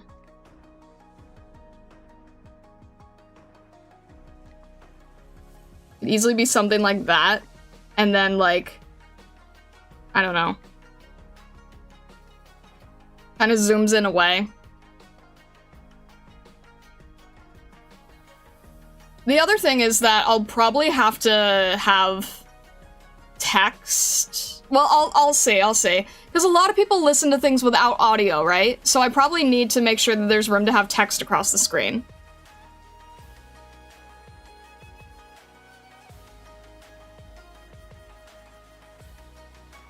Hang on. What are we seeing? Oh! Yes, exactly! Exactly, Stockler! That's exactly what I'm thinking, yes, thank you.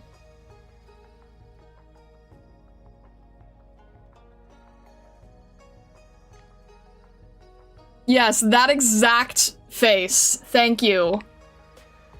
So it's kind of like... more of like an intense, like...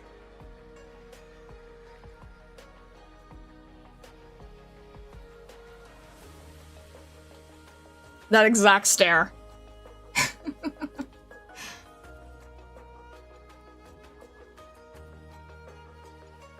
This could actually probably be a more forward frame if I wanted it to be, right?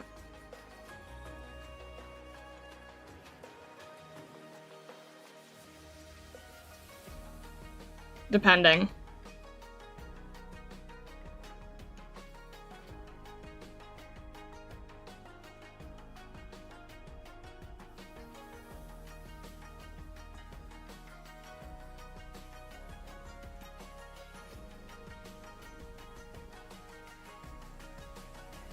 No, she looks like a luchador.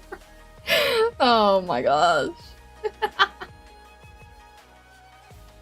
Derail? We should add a robot. Oh my gosh, you guys. Be something like that. Use platinum. Platinum, I've never heard that from you. Excuse you, what the heck, platinum? What the heck? That fits on like 2 lines, I feel like. And then this would switch to like, you know, this could just be like more text, just so we know where we're going with this.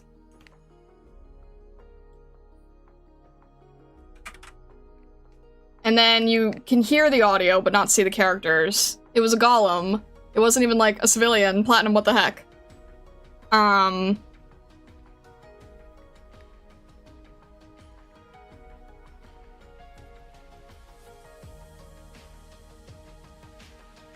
And then if we have that audio of it was a golem, then this holding the rocks and it turning to sand should be much, much clearer, right? That makes it a lot clearer. What we're actually looking at.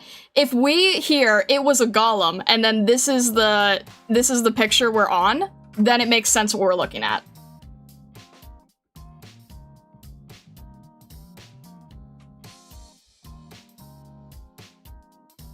And then I think that is this long enough? And then someone has to be saying platinum is slightly merciless. Cause okay, this is gonna be tricky. It's my voice, but I'm like quoting a reading. So how would that work? Let me say where we're at here. How is that gonna work? Because then someone's gonna say, do you know Platinum's history? And I would say, how would I? And then the near light thing.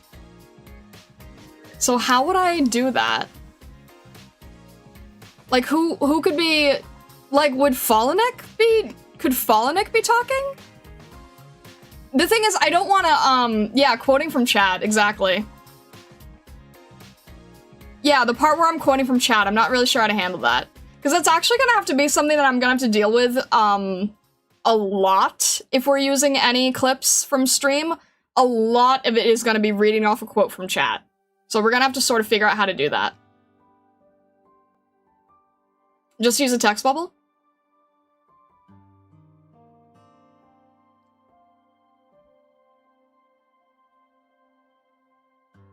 Draw a generic Stargazer to be chat. But the thing is, like, I don't know if I want to put a Stargazer in these.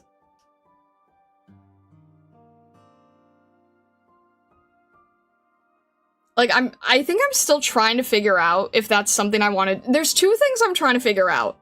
One, would a Stargazer be present in the Arknights specific clips? And I'm not sure. And two, would I draw the Doctor, like, my version? Like, with the ears? Or do I want this to be generic enough that people feel like, you know, it can apply to anything? I think that's what I'm trying to figure out.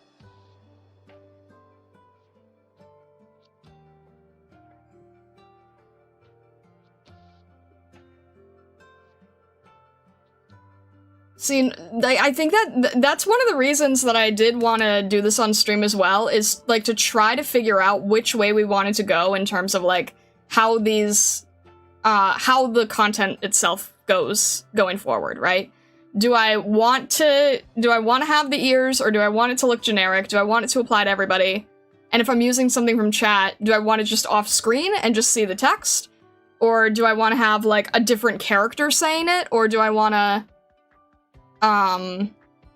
you know, all those kind of things. Kind of tricky to figure out.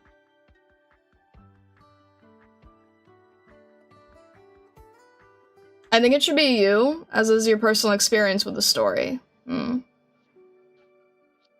the chat lines to appropriate side characters. Falnick probably is given treatment. Probably know a bit about her. That's I'm wondering if it makes sense with Falnick. Lots of VTuber clips have their mascot represent chat. I think it'd be okay, but just the text box saying chat quote could work too. The thing is, like, I'm trying to figure out how internal this is, right? Like, I'm trying to figure out, the VTubers who represent chat, they don't care about lore at all. They don't care about, like, you know, in-person storytelling. They're just, they don't even care about their own lore at that point. They're just sort of like, you know, I am playing game, and it's hard to balance that.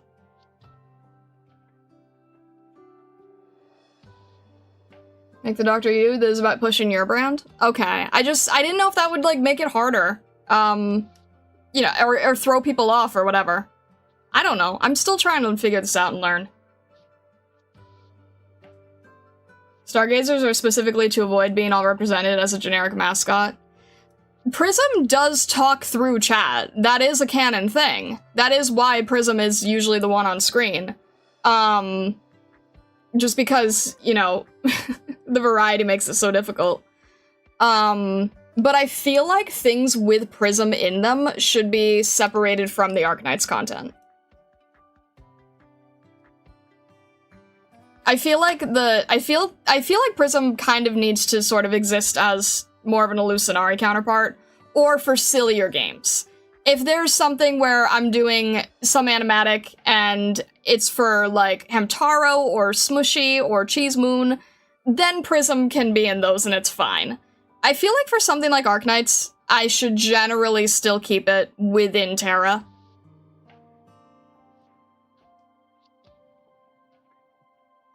More crystal apples. I can script a whole thing for that later if you want me to. So, alright, we'll just, you know, throw that in there.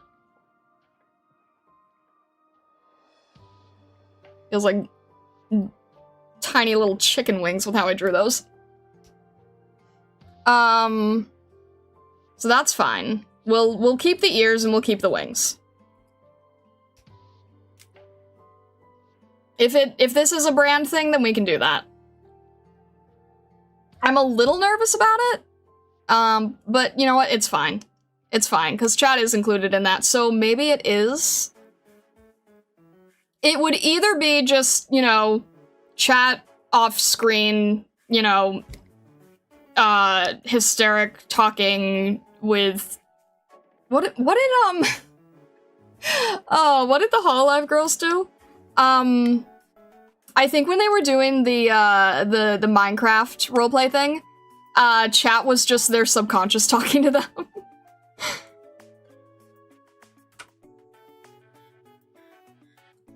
You can try it both ways and see how the feedback is. True, yeah. I don't know, I don't know if that makes any difference. Figment of imagination. For this, I guess Falnik makes sense. So maybe that could be like a...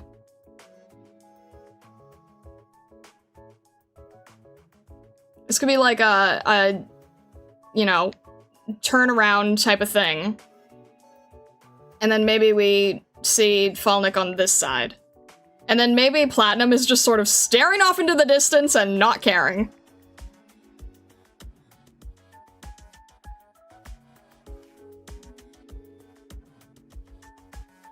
Please do not make stargazers your subconscious, you will be locked in the padded room. We might be able to have Falnik, like, here? Like, sort of she was off camera, now she's on camera type of thing. That could work. Like, a little further away, right?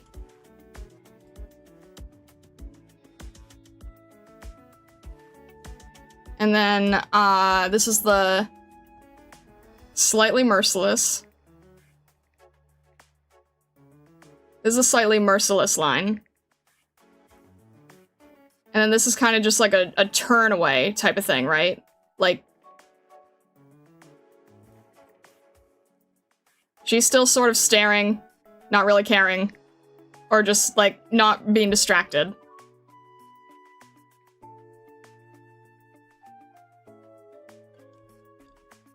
Your streams make my day better. I'm really glad to hear that, thank you.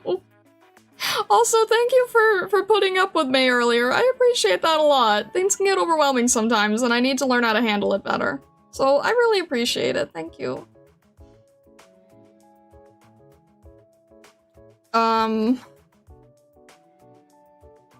Yeah, this is only gonna be like a few more panels. So this, I don't think is gonna be too hard, because this is basically the same image.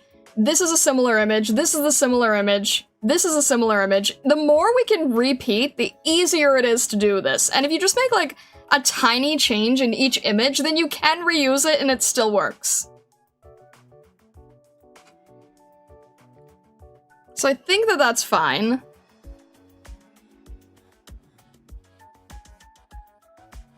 What we could do for this, is her mouth can now be closed, and then I can just use the sweating emote, because that's always a really, really easy way to articulate it, right? Especially if we have the mask on and everything.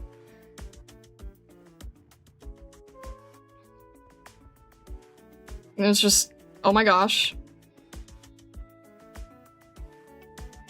And then I feel like I could just do like a few more and then that'll work. I miss seeing storyboard drawings, it makes me nostalgic. It's fun to do if you can, like, if you can get the story down. This is gonna be tricky, I have to squeeze this in. Alright, I think that might work here. That's fine. So then I can use this one, and I think that maybe Falnik could have her own drawing. I think that's fine. And then she could sort of be looking like a little bit distraught.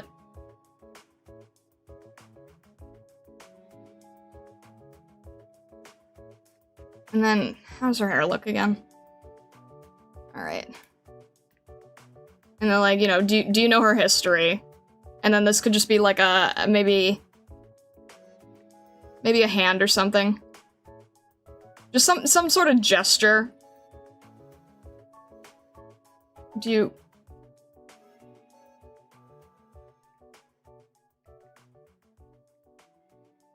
You do that. Something like this, maybe. Hand gestures can help communicate a lot, too. So this would be the history line, and then it would switch over to this view. Right. And then maybe this could be a shrug? I don't know.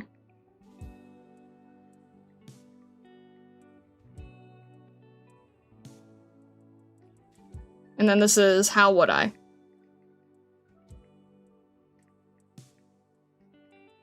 Maybe this is like, you know, nervous, kind of more, a little bit more frantic feeling, right? Like, how would I? How would I? Make that into like 2 frames, have that repeating.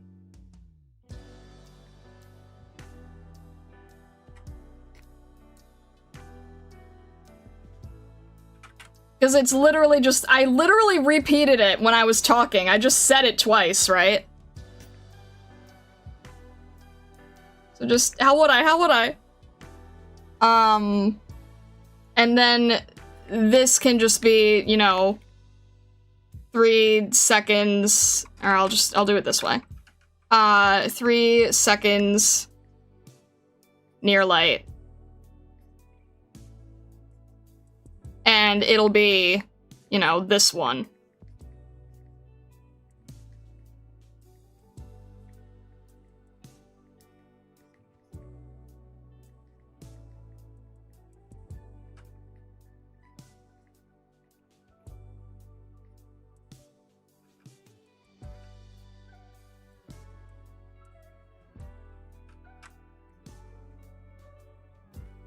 Right?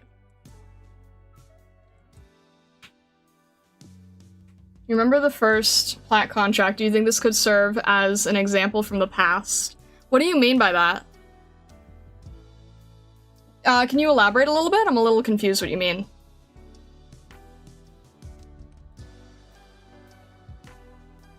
So then, and then this could just be the end part for it. I think that works. But, Stockler, can you elaborate a little bit what you mean?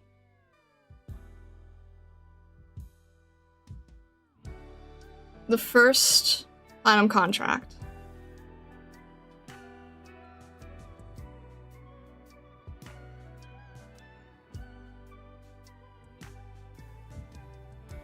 As an example of her ruthlessness? The records? Yeah, I'm a little confused.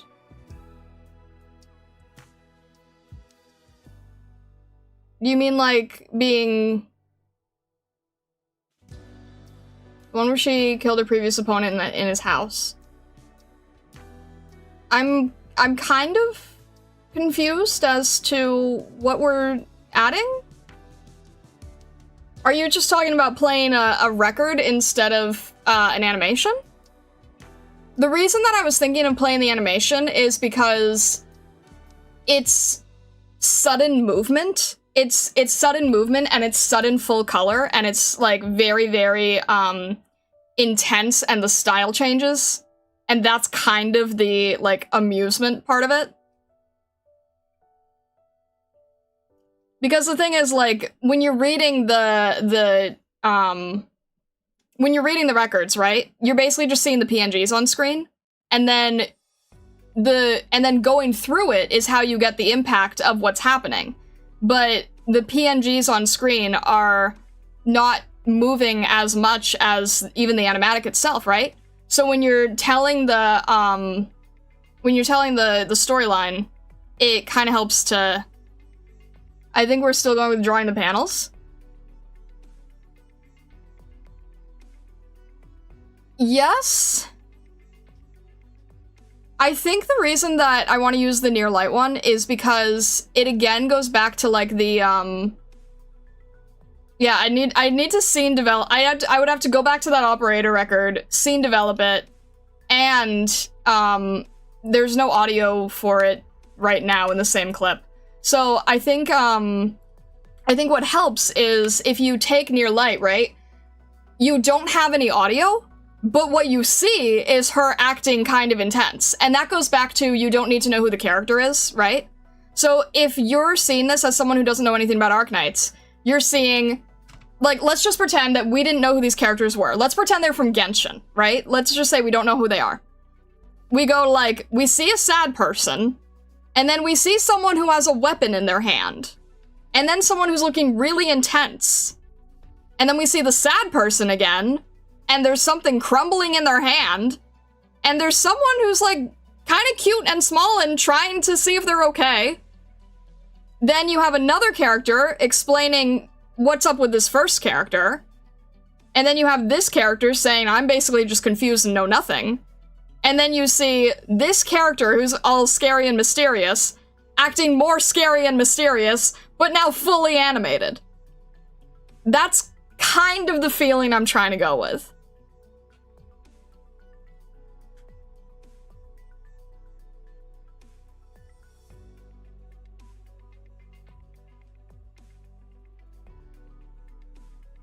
The other star is a slight magician. If not, how do you explain the order of events? Well, Amon happens before near light. Yeah, we're talking of the past.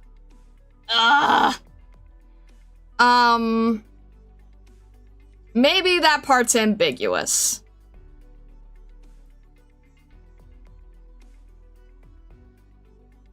Contrast between pretty anime character and her being a badass assassin is all that needs to be conveyed. There you go! Elambina is cute and small. Sandrona and Bologna, scary to Tori. There you go. Use time. I can't use time magic, guys. That is very, very much something I cannot do. Maybe this is just like... Do you know Platt's history? And then it's... Oh, do you think people are gonna, like, freak out about that?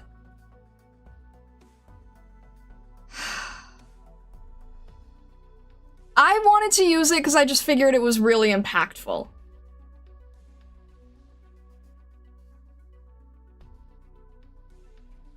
If you can't use time magic, how do we always say the same thing at the same time? I rest my case. No, I'm kidding. Okay, I like, sometimes I get nervous about that, because it's like, you know, someone, you know, some Reddit mod type commenter is gonna be like, actually, this doesn't make sense, this can't happen. I'm not saying you're doing that, I'm saying, like, I'll get a legitimate not kidding comment.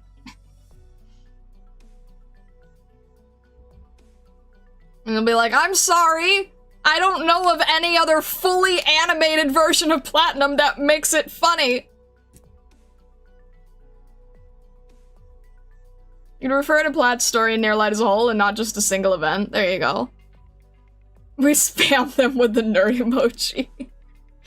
See, I'm just thinking, like, because it would just go from, like, something simple in drawing style, and then it goes into, like, full production, right? And it's just this funny swap through. And then it just ends.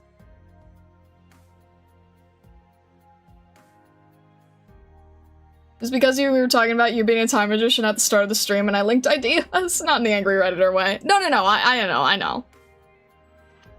I'm technically a Reddit mod, but that's so...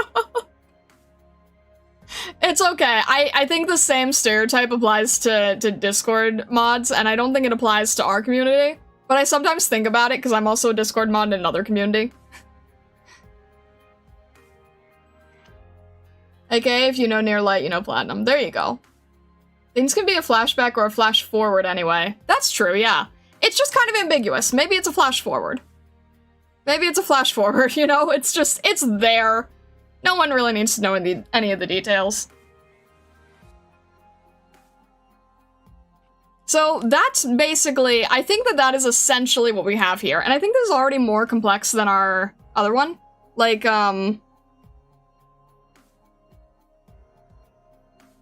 Alright, let me just put this in a folder real quick. Because I'm curious now. So this one was like... I added a few more things to this. I had, you know... drawing... teacher... self... teacher... and then that was like 3 total. And then a literal decade later... and then this guy appears like 3 times, and it just looks different because it goes back and forth with, like, myself drawing. And it just goes, like, back, forth. And then showcase the drawing, and then this is this little piece right here, this is repeated, like, at least 5 times, right? And then 1 extra view here, and then 1 scene change thing here. But this is, like, redone. This is redone. These are all reused.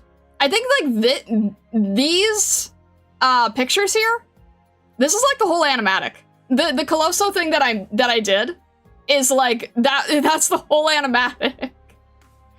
So, if we, and that was 1 minute? That was 1 minute. So then if we go to this might be, like, you know, 1:30. But this is, like, you know, repeat. See if it's, you know, look here. Repeat, repeat, repeat. Repeat, repeat, repeat. Repeat, repeat. Another drawing. Repeat, repeat. Video.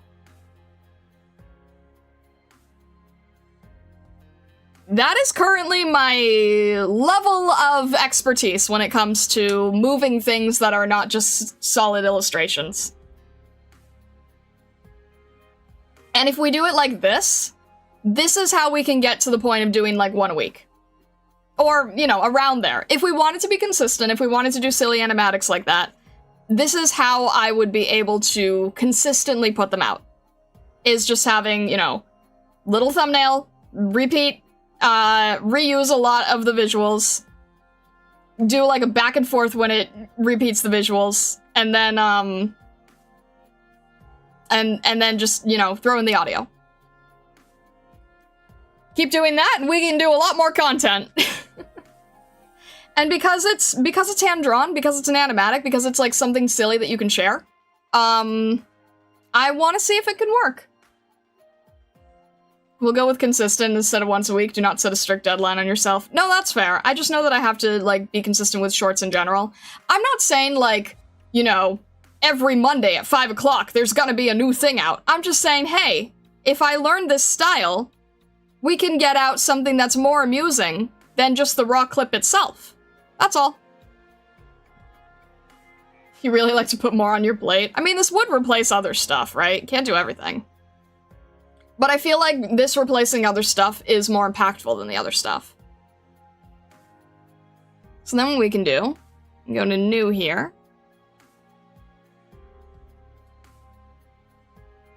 And now we start drawing times running out. Oh, I mean, I'm definitely not going to do this all in one stream, that's for sure.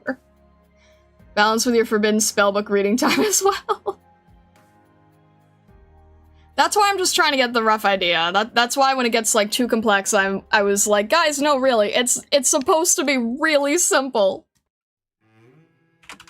And we'll just call this Platinum Short. And I don't know how to use animatics, so...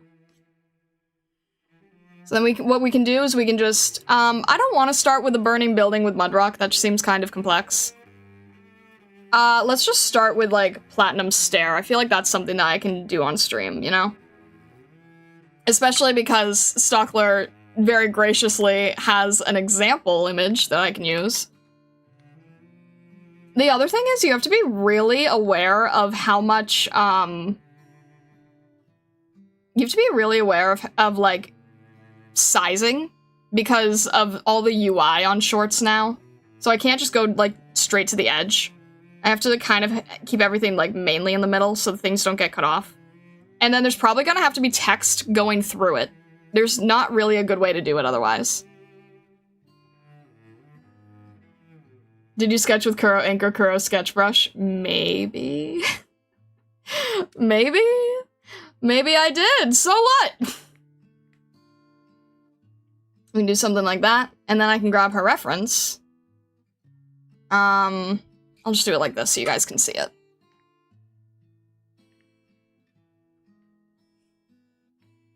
There we go. Then you guys can kind of see what I'm working with.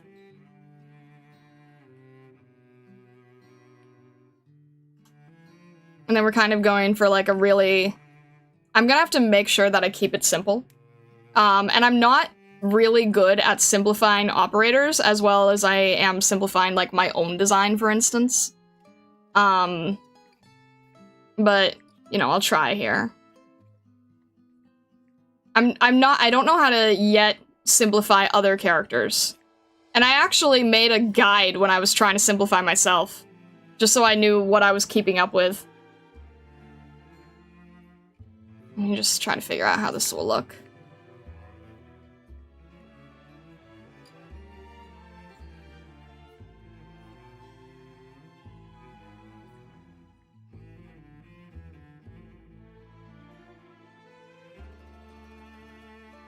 What? Peng pen? Oh, is that what I'm using? Wait, I thought I was using... Did I just grab a different one? By accident? Oh, I was using this because it's thicker. Because it's more saturated. And it doesn't have the... doesn't have texture as much. You can use either. This is a little bit more... It is still textured, but like not as much. Whereas Kuro Sketch is... Like Kuro Ink is much more... Like if you look here, it's much more textured. So it kind of depends on... kind of depends on which way you want to go. I think for these, probably better to go with something more solid.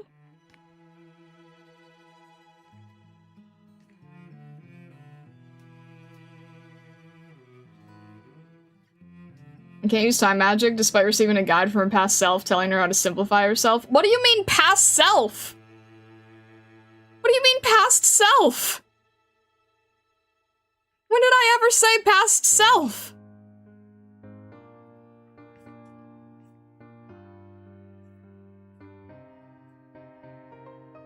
You made the guide in the past? That's called a memory, Vessa.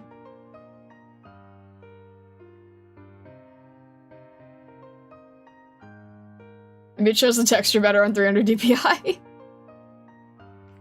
I mean, I'm just kind of going with something simple here. And I think, I feel like Chibi makes the most sense, but for this one, we can go more realistic. Because it's like a little bit more serious, right?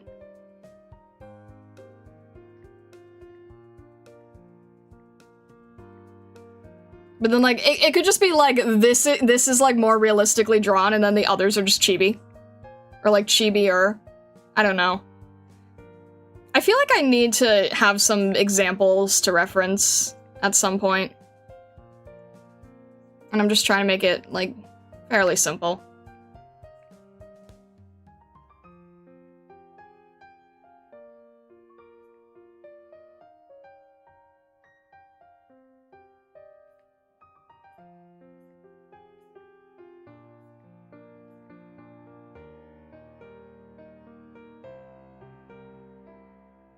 Jump scare realism face. Let's see here. It's kind of like a... something like that, maybe. This isn't really the free rein angle, this is more so just an intense stare. But that's okay. She kind of has a big collar on, so it's hard to show it anyway.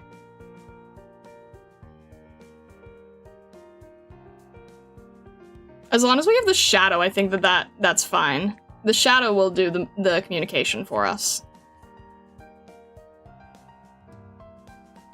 Making one of those really hyper-realistic SpongeBob close-ups. Well, kind of doing the same effect just by making it not chibi, I suppose. Or, I don't know what style to do this in yet. I haven't really figured out, like, what makes the most sense for this, you know?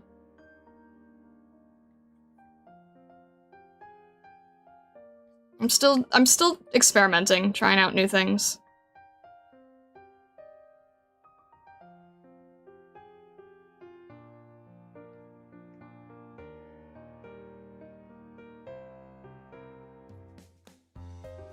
I'm just sort of trying to see all the little patterns here that she has. Make it a little less broad. Her arm being up in the other image threw me off a little. Is that 3? That's 3, okay. And then this kind of goes here. There's a strap that goes across here.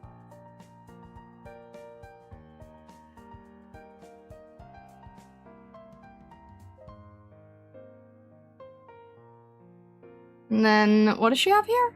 Is it like... She has buttons, but then she also has... This is kind of confusing.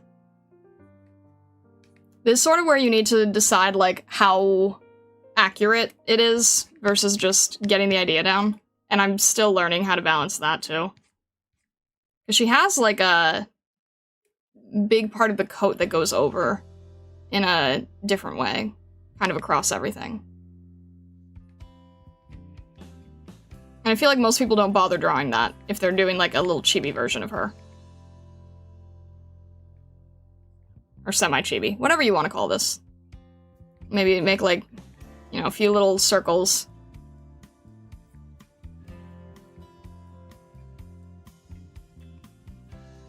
Maybe something like this.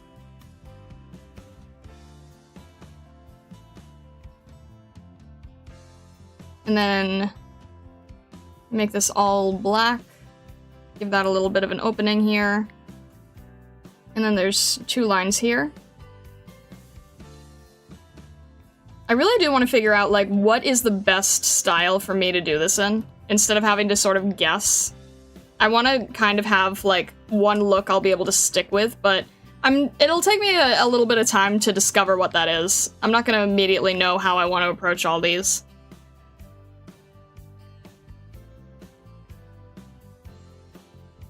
But, like, a consistent look will be helpful in the future. Just not right now. Maybe something like this. This is like a zipper, I think. I'll figure it out.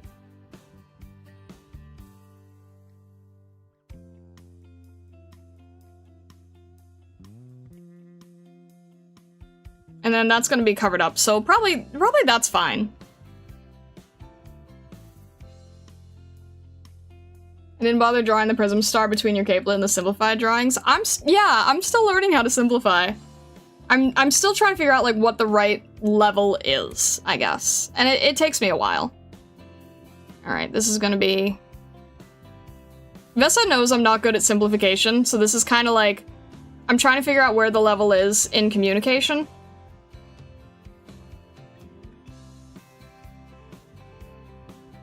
Something like that might work. Also, does this feel too... This part is tricky, because she has her arm up. Like, I have a struggle a little bit to figure out where that should be.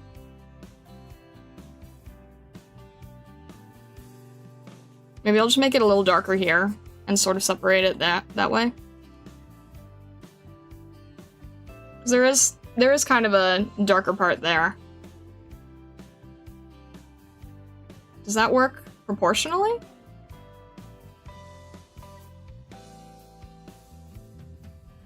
Spiritually, I have to stand over her with a rolled up newspaper and hit her when she starts doing too many details. Ah, I'm learning, okay, I'm learning.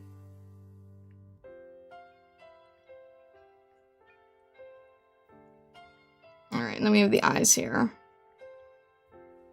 The official art is so detailed with the eyes, so I'll try to not be crazy with it.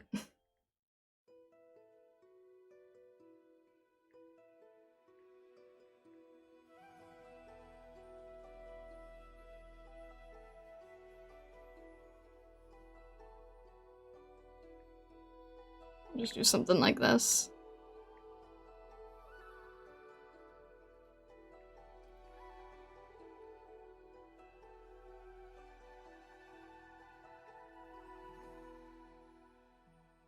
Trying to figure out where the bend of the face is gonna be.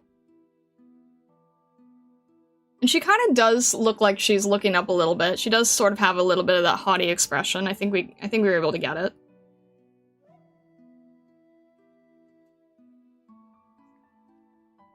And then quick eyebrows.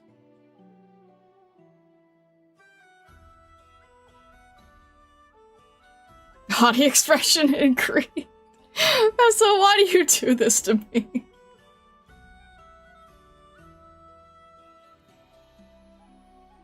I do find it funny that I ended up using her as support when you had to do like the tutorial for support.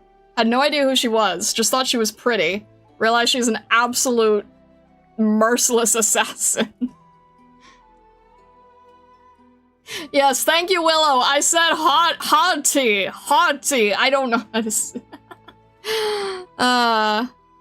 Vessa's just messing with me.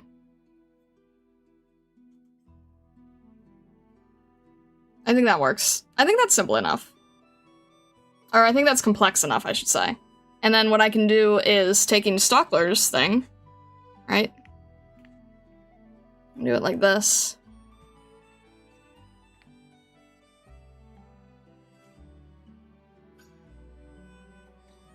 Have to see how that looks.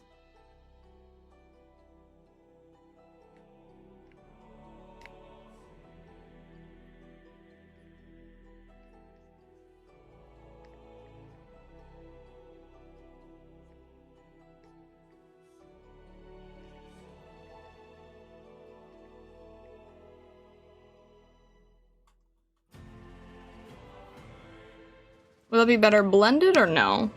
Let me see. Maybe just a little bit. Do like a blend there. And then if the background is darker, that'll help a lot too. We can get rid of this. And then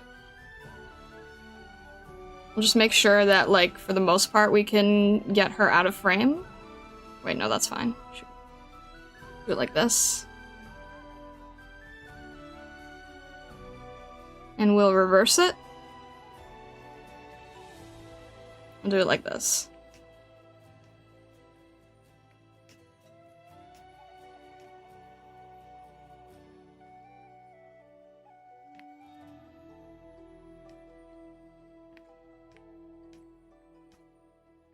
I'm trying to make it, like, more faded, but it looks like they use texture. That's clever.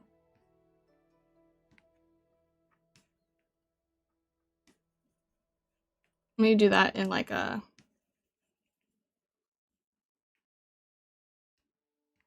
Do it like... Oh, shoot. I didn't mean to do it on one layer. I was trying to do that on a separate layer. Let me make the particles a little larger. We'll do that on a multiply.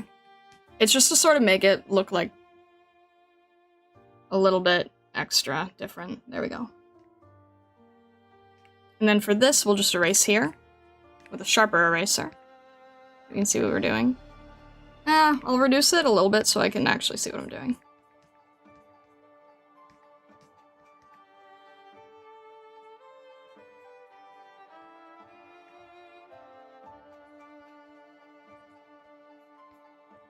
We'll just get the color here. And then when we add color, it'll be... I'll add color. I won't normally add color. I'm just gonna add color for this because it's more of that comedic,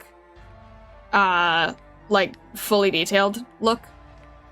But I wouldn't normally add color. Or maybe I will in future ones. I don't know. Still figuring it out.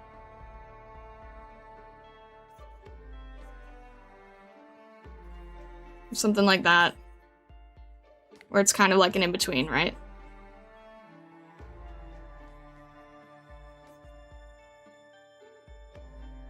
I mean, she's platinum, so there's not much color to add. White hair characters, superior, you're not biased at all? No, not at all. Why would we think so?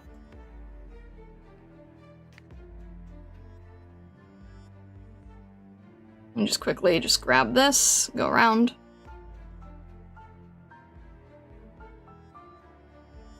I want to make sure that I don't distract here in this part. Let me also make sure I'm not going... Nope, that's fine.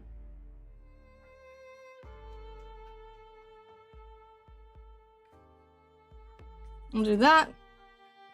We'll lock that, we'll grab her skin tone.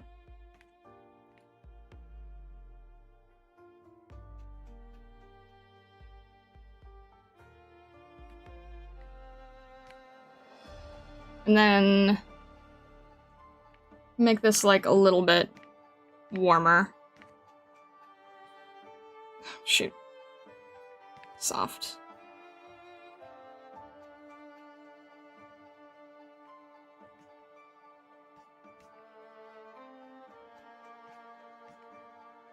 Maybe like that. And then what I could try doing, let me see if this works. We want a shadow here. Or no? No. I want shadow here. That's fine, that works.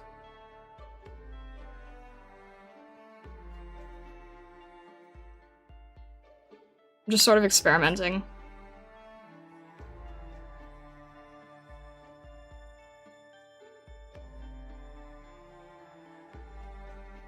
We'll just do a simple line, I think.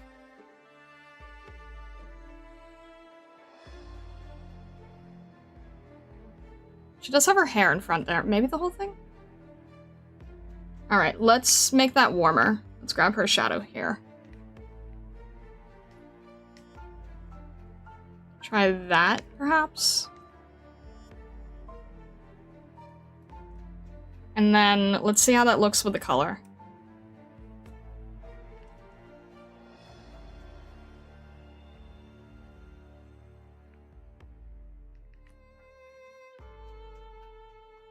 We'll make it an off white, not entirely white, right?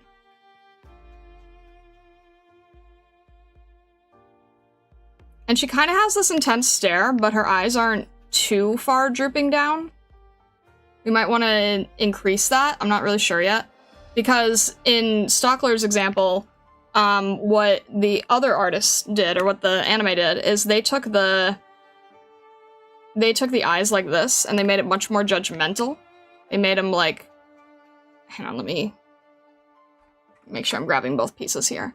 They made it much more judgmental. They made it much more like staring. I don't know what works better. She's not judging. She's kind of more matter-of-fact about it. You know? Maybe a little bit? Maybe just a tiny bit. I think that might help. She's apathetic to the suffering. Yeah, that's the thing. Like, she's not judging anyone. She's just kind of... See, this makes it look like she's staring down someone. This makes it look like she doesn't care. And I think it's more like she doesn't care. It's just business. Jeez. I think this is more accurate. I think she just doesn't care. In all CGs and trailers, she always has the same face. Then we'll leave it like this. I feel like that makes sense then. Let me just tilt it upward a little bit.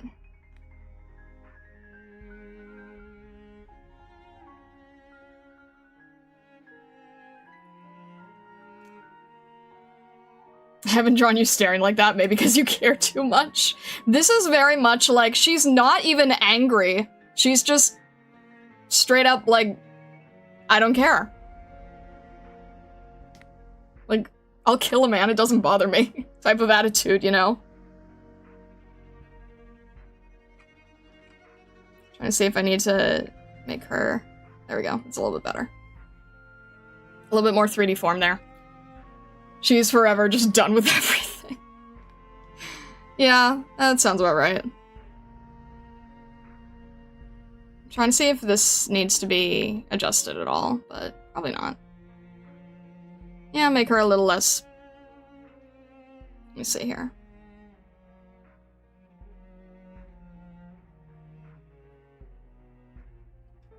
I'm trying to not make her too flat looking, but also, like, not too... Alright, I think this just needs to go in a little bit. That'll be fine. Better. You can change a lot about how someone looks just with that little bit of liquefy, you know?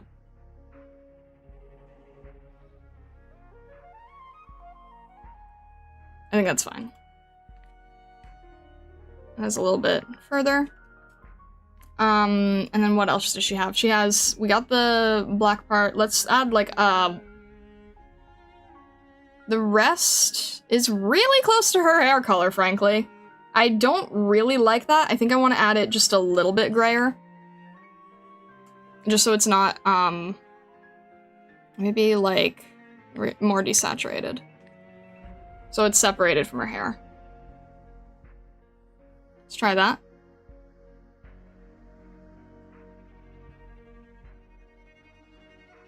Yeah, I like that a little bit better.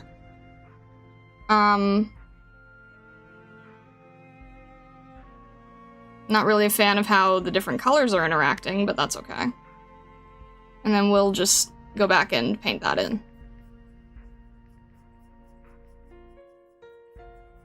And then what I think we'll do is we'll just do a 1 layer and just add in all the shadow. So let's do it like this.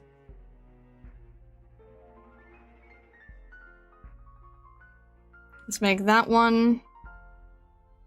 Add a little bit in the back here, maybe. Here, in the inside. Maybe here in the inside as well, we'll see. Here, where the zipper is. And that is also skin tone, I have to keep that in mind. Maybe we'll just do like a quick swipe over of clothing shading, even if it doesn't make sense, we'll see. Yeah, something like that.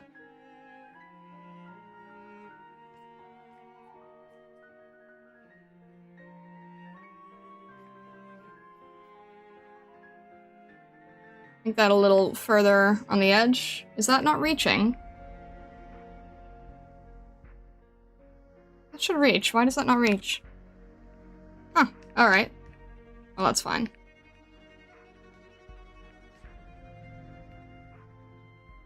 Do something like that. Simplify it.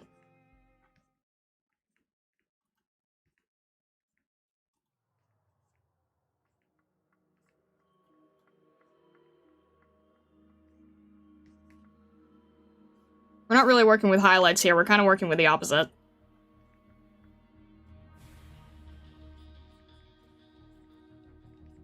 And again, this is not for every single scene. This is specifically for this close-up.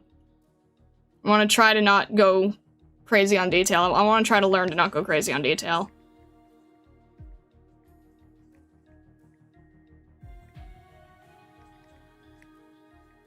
We could even, like, I could separate this layer and it could just get darker, you know? I could just, like, fade in the darkness.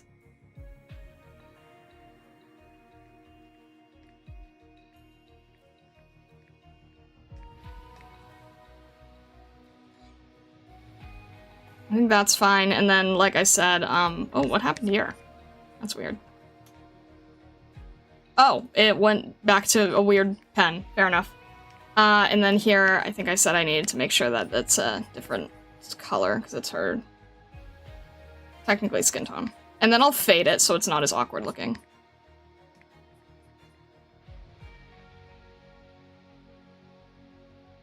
That actually is probably just going to be in the light. And then this, we go to multiply. And reduce it a little. And we'll make it less neon, darker. Something like that.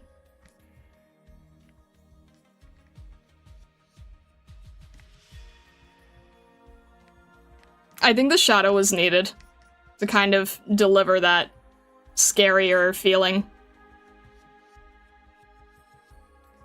What do you think? Menacing platinum, indeed. I think it works, though.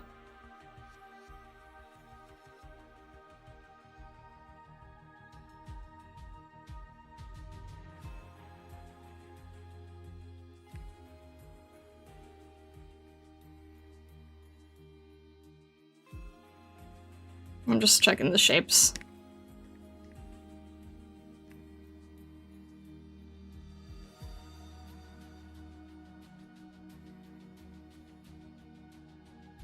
I think that works well enough.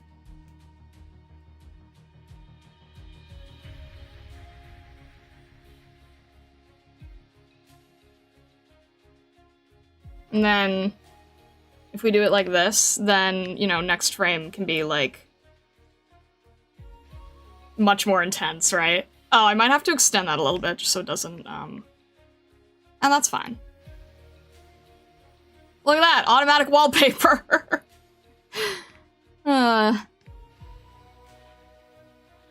Oh, that was another thing I saw someone do. They were doing animatics, but in the form of wallpaper.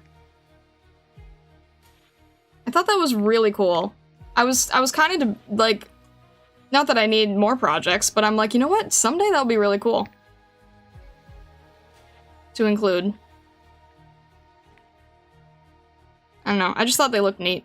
What is happening here? Why is this not letting me move? The heck? What is the... Oh, duh, because of this thing, right? Yeah, duh. I was wondering why it was being awkward like that. Wallpaper? Like wallpaper engine kind of stuff? Yeah, exactly like that. But it was animatic, so it was just like, you know, really simple back-forth stuff. Like, just imagine like a little wallpaper prism just sort of like, you know, nodding back and forth. I don't know, it just sounded cute.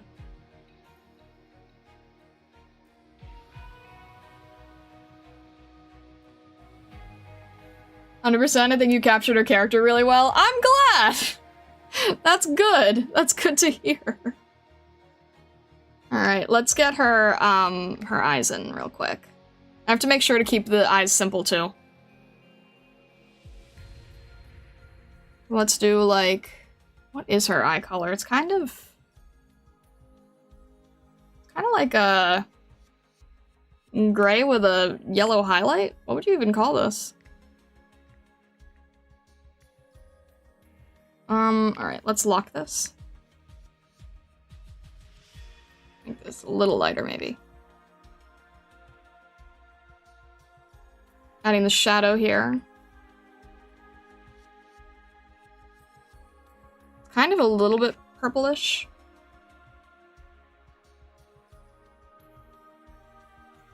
And then she has like a...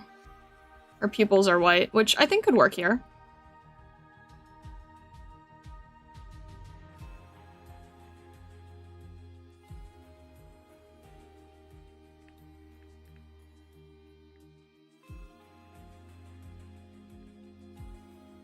I didn't highlight like that. See if I need to make that darker or not. Probably not, but I'm just testing.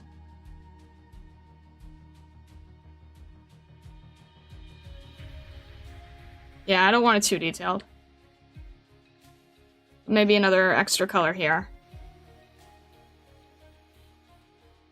Just to kind of balance it out. Is that even?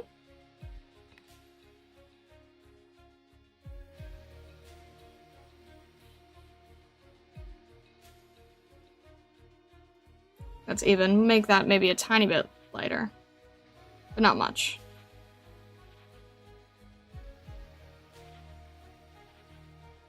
Just enough for the light to kind of hit it.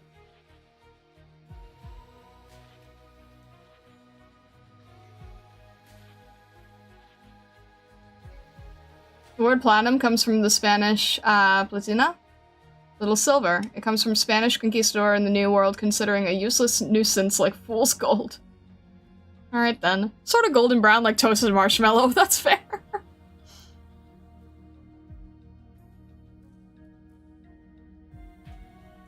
16K views on the viral short. That is wild! See, this is why I'm thinking, this is kind of why I was saying earlier, right? Like, you know, maybe it's not about sticking to the exact same thing on the same channel, because that kind of proves that, like, obviously, if YouTube thought that I was, you know, only doing Arknights stuff, right? Then it wouldn't have thrown all the random art short stuff to a totally, completely different audience. This is why I'm thinking that maybe the channel itself is not as important as it used to be. I mean, the channel itself for us is still important, but you get what I'm saying.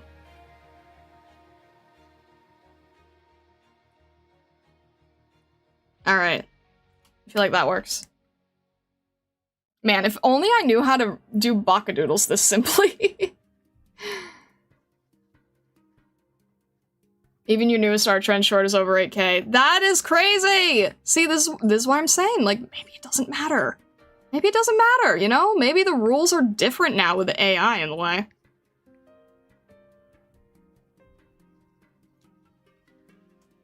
You don't need subs for viral videos anymore, unlike the old days. That's kind of what it feels like, right? Like, I agree with you. It's like, you know, maybe YouTube is not so freaked out about you sticking to your channel stuff.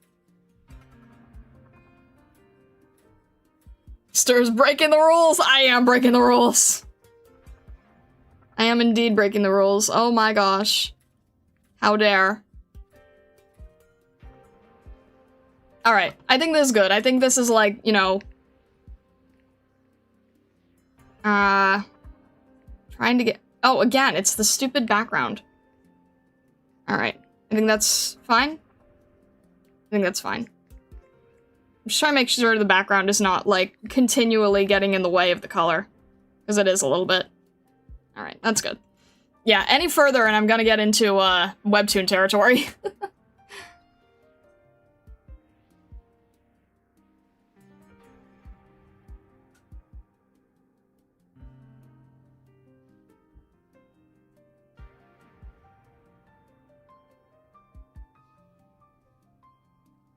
You've gotten a lot of Arknights shorts recommended in the beginning, but after you didn't show much interest, you still got the few art shorts recommended.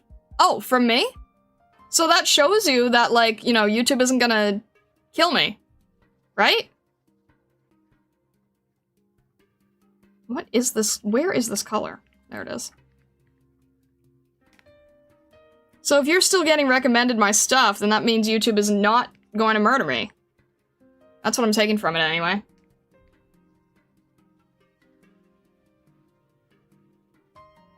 Alright.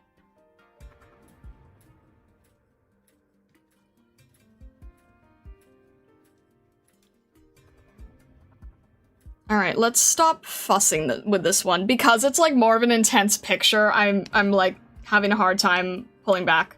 Okay, this one's done. We'll call this flat close-up. Alright, and then what's another one that we can do? So that's like 3 frames. That is like, you know, close-up, close-up, close-up. That we can use. Quite a decent amount. What's another one? Platinum drawing her bow is a little more complex. I probably need a reference for that. I can try to do Mudrock, or at least like rough out Mudrock. I can at least rough this one out.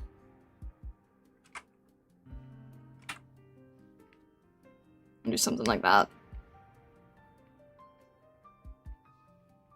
And then we'll leave it separate for the scissoring portions.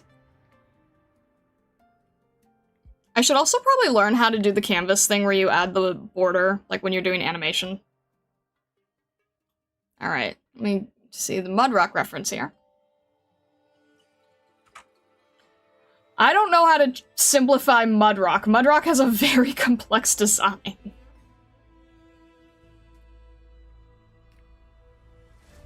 Look at Plat, you too? Oh, good idea. I will keep that in mind. I kind of feel the same way about, meteors.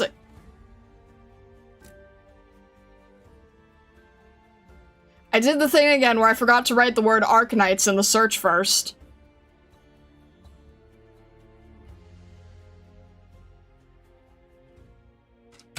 I found chemistry.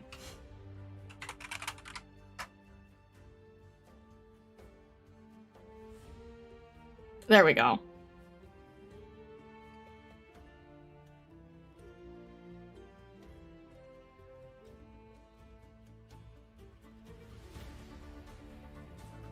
Heck. Don't make my life so difficult. Come on. Thank you. Alright, I'll keep that in mind for later. Not gonna mess with it right now.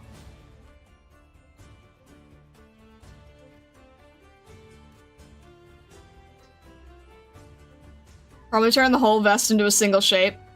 Probably, yeah. Or, you know, close enough. The thing is, like, I need to see how people simplify all these operators, but I can't just go looking up Arknights animatics, because that's dangerous as heck. So, we're just gonna have to sort of guess at it and hope for the best.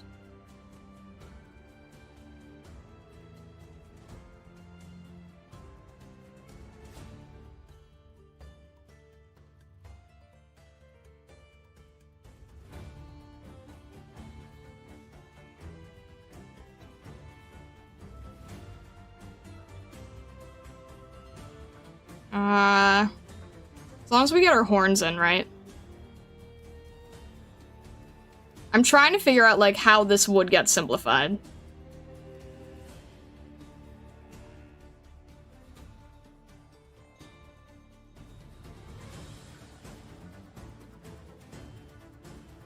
Or at least, like, I'm trying to imagine it. I'm trying to imagine how it simplifies.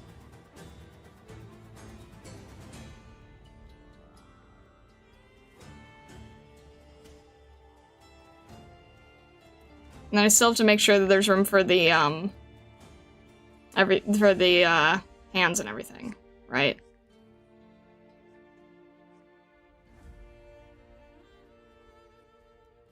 How does that helmet look? Alright. I can't really, are these like, are these tubes? I can't quite tell. So maybe it would be like that?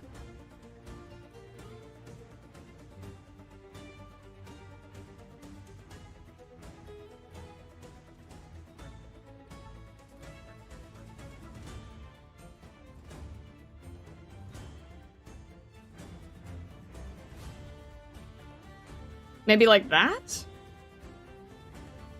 It's difficult for sure. 99% of Mudrock fan art that isn't of her in the little black dress is of the E2, neither of which would be any help in visualizing the armor. Great. Oh well. I'm just gonna do the best I can, right? Thankfully we don't have to do this, like, really crazy. It just has to be, like, enough that you can tell who it is. So I think, like, you know, once we do this part, I think once you add color, it helps a lot.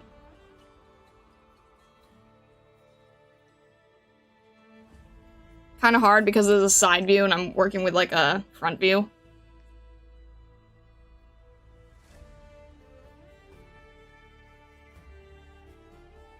Maybe something like that. Maybe it's a little bit more angled.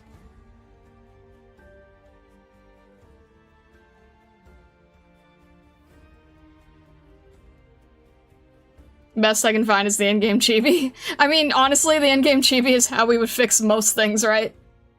Or figure out most things.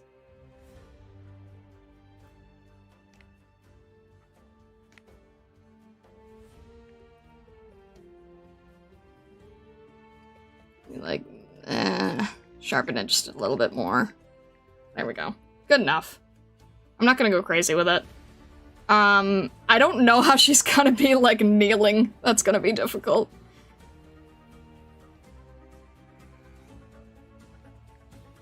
Again, we really just have to approximate it and just get the general idea. What I'm learning is, like, you know, a lot of people skimp out in the accessories. The pose is the most important part, right? So, okay, the thumbs are gonna be, if you hold your hands like this, the thumbs are out. And they're in big, thick gloves, too, so...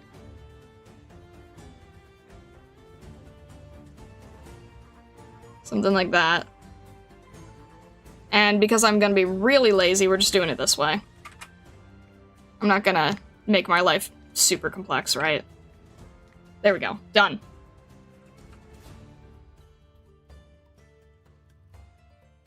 And I'm gonna just draw the whole thing, and then, like, erase and add in what I need to for the variations. Because otherwise it's just too much to work with. So we'll just do, like... as long as it's, like, big and thick feeling, I think it works.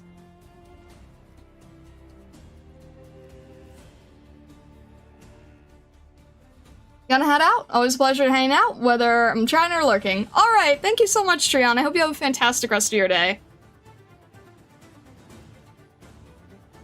Oh, okay. Thank you, Janu in Babylon. Thank you very much. That is very helpful. Okay. Once we have the color... Oh, shoot. Should this have color too? You know, honestly, guys, it does not take me a long time to color anything. It takes a long time to do line art. If we want to color every frame, and it's not... We're not doing a frame-by-frame animation. We're doing an animatic. I think we can get away with doing some flat color. Like... Platinum's the only one who has the little bit of shading because it's an intense thing. But you know what? Maybe we'll just do flat color. But Janu and Babylon, thank you both! I really appreciate it. Thank you, thank you. Alright. Let's try to approximate that there's like sleeves here, kind of. As long as you're not doing frame by frame, I don't think that color is that much extra work, to be honest. Alright, we've got the strapping here. Strapping's kind of a big thing too, huh? Breaking Ice, hello, hello! As much as I'm a color hater, oh my gosh. I have to begrudgingly admit, basic color adds a ton to animatics and stuff. It also just makes it feel like you put in, like, way more work, right? It adds a ton, and it makes the whole thing feel like a lot more effort was put in. And again, that's the thing, right? It's basic animatic. We're not doing, like, I'm looking at these chibis, they're helping a lot, actually. We're not doing frame by frame. Frame by frame is actually probably where I wouldn't color. But animatics? Animatics we can do.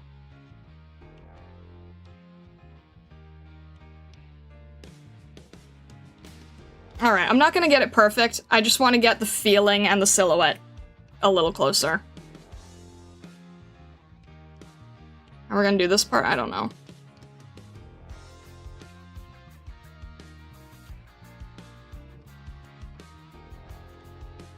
I might miss a detail here or there, and, you know, I used to really, really fuss about that, but I think if I want to be successful in doing enough of these, then I'm going to have to be okay with missing, like, minor details.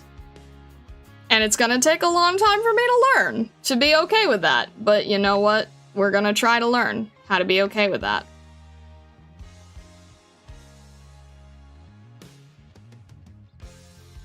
And it's not gonna be easy.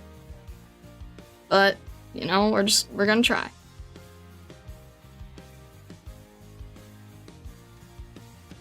Alright. I think that gets the idea.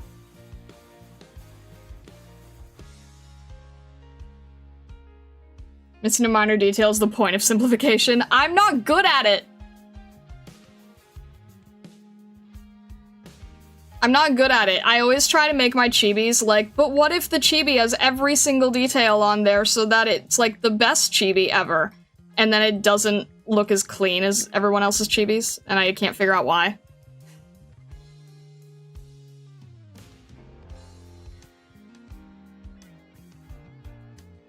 Alright, we'll just do something like that.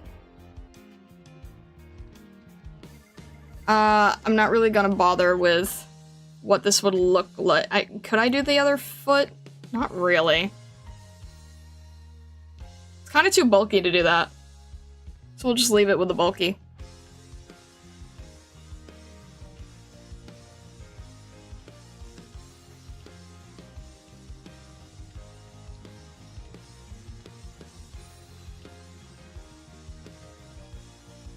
I think that works.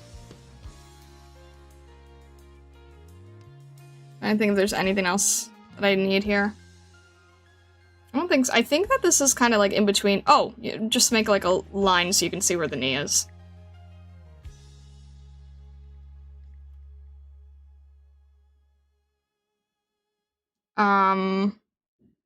That works. That works. Okay. We'll do another layer here. And then we'll have, what did we say? The first one is like with more rocks. With rocks. This is gonna be tricky. How do we want to do this? We need the other rocks with the arrows in them too. So let's do it like this. Let's have like some rocks over here. Large rocks. Arrows through them. I'll have to... I'm sure there's a reference somewhere of what an armorless arrow looks like. But for now, we'll just sort of get the stick view.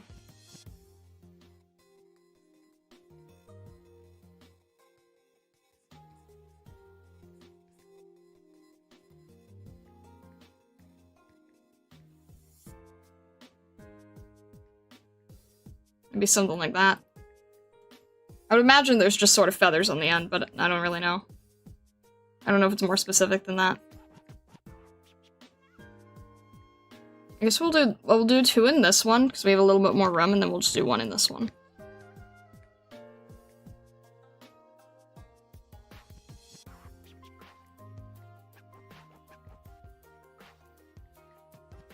Simple enough.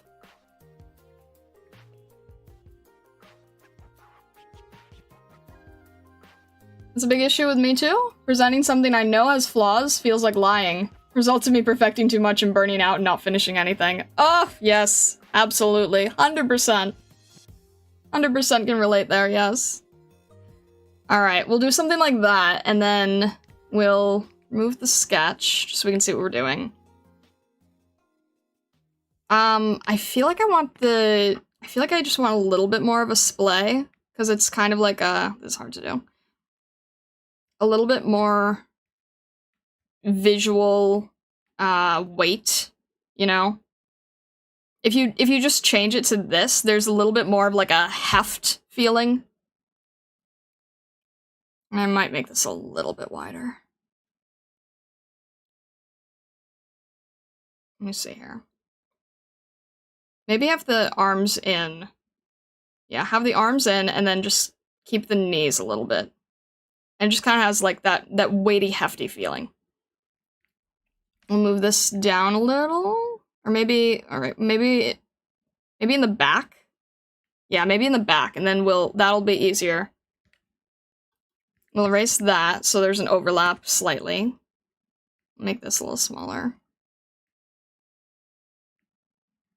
Something like that, maybe.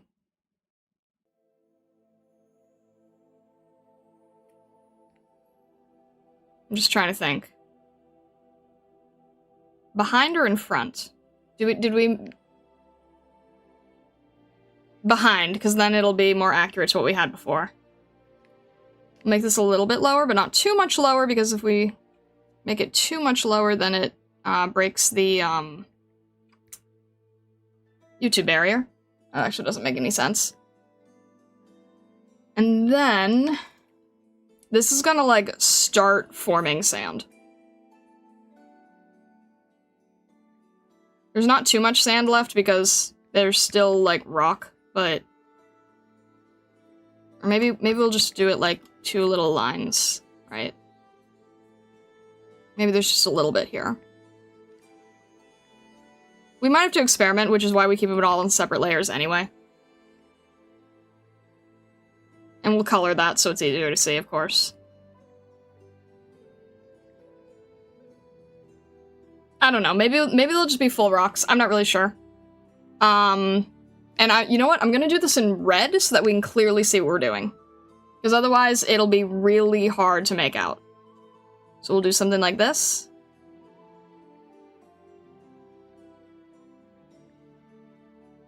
And they'll be larger, right? Easier to hold.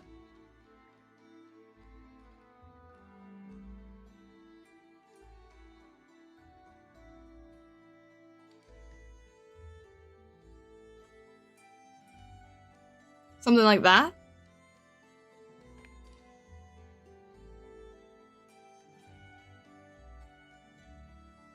Maybe make them less spiky because they're not gemstones. They're like, you know, more base rock.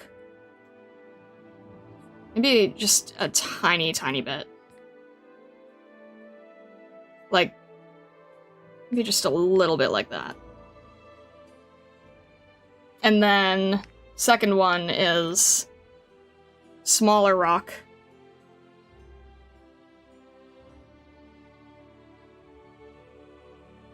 Smaller rock, more sand.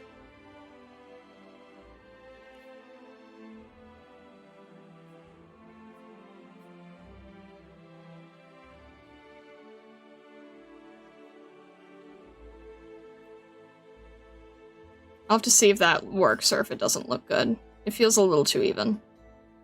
It will make it like, I don't know.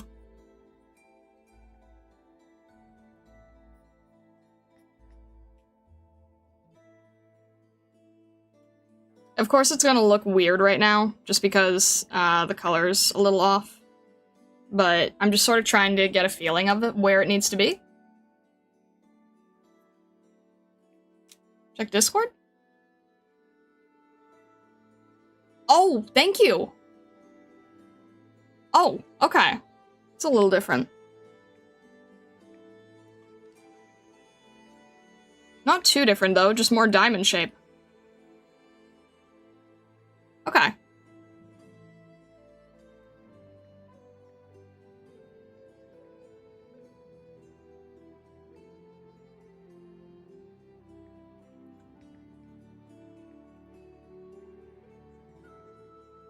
I can't help but think back to poor Bison.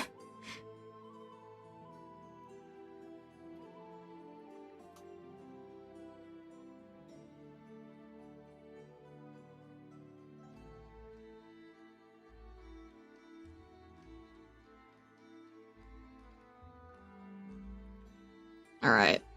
Like... I'm guessing they go all the way through and you just can't tell because it's so dark. They're a little more tipped. Like... that. A little wider.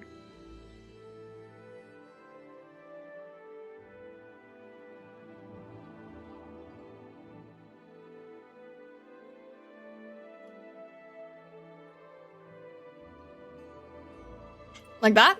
I think that's a little more accurate, right? They're a little bit thicker here, but not by much.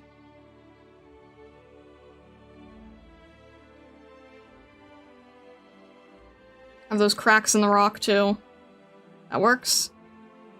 Alright, going back to the sand rock. So we have this, and then it gets worse. And then it gets real worse.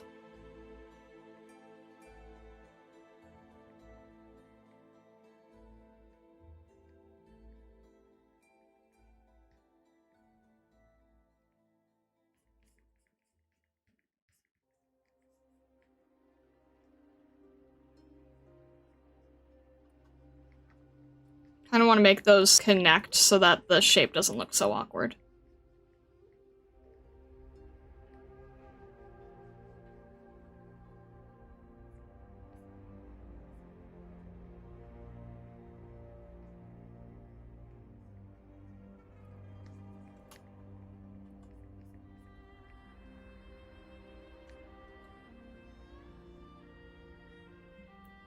Like that. Geodude cameo.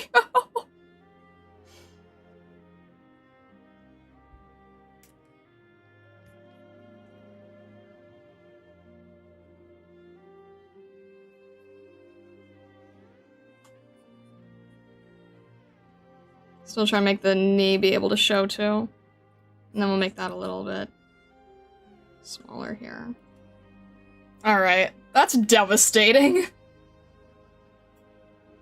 Looks a little too even size right now? Okay, fine, I will keep changing it.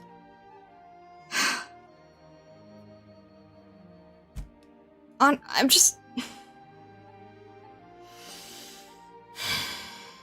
Okay. Not every single thing that I'm drawing needs to be critiqued, honestly. Like, I'm open to critique, but it is kind of starting to feel like, every single thing that I'm drawing is being critiqued. So... that's kind of... annoying.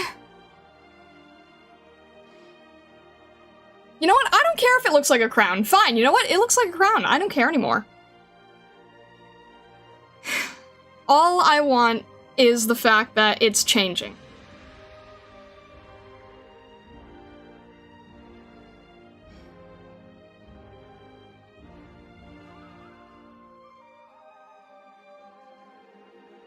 Let me just see if it even flows correctly.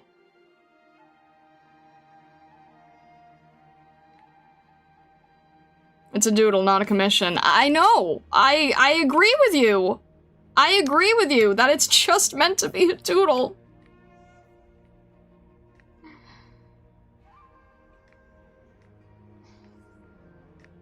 Let me just make sure they at least match up.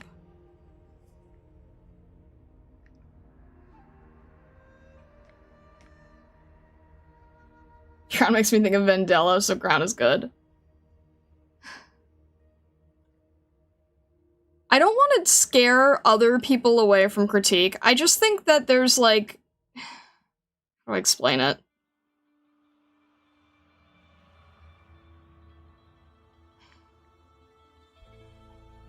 I don't want to scare people away from critiquing. I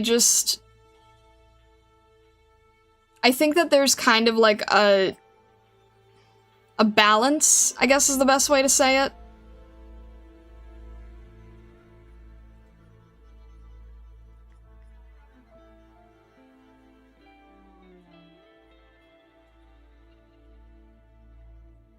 I don't know. I don't really know how to articulate what I'm trying to say.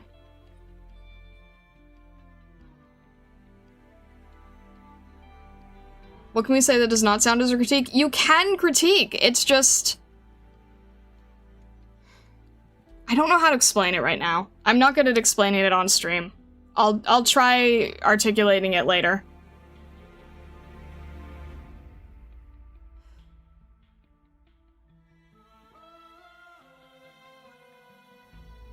I'm not gonna attempt to try to... I'm gonna butcher my words if I try to explain it right now, so I don't really think it's a good place for me to.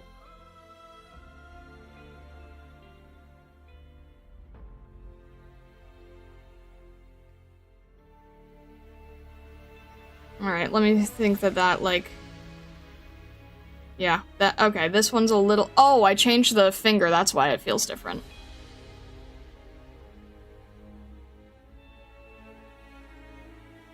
I'm just gonna keep it that way, and I'm just gonna change the finger on this one.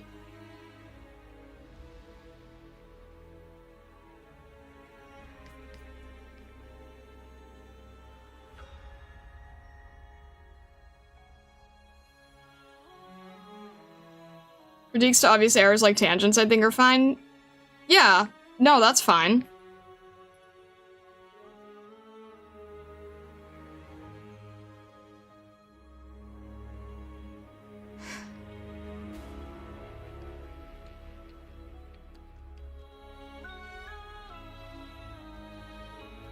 Probably scared choices. She was worried everyone would tell her she was doing it wrong. Yeah, kind of.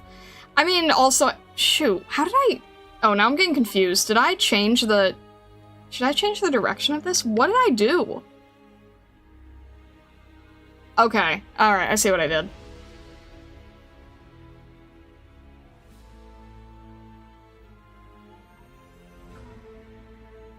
The issues that I'm running into is that it's hard to critique the parts I think are good, since that looks good, I think, doesn't add much, but that does lead to overly negative feedback. I think the thing is, like, not every single thing need- okay, you know what? Here's how I'm gonna say it. I think... you know, actually, Peltier just said it better than I could.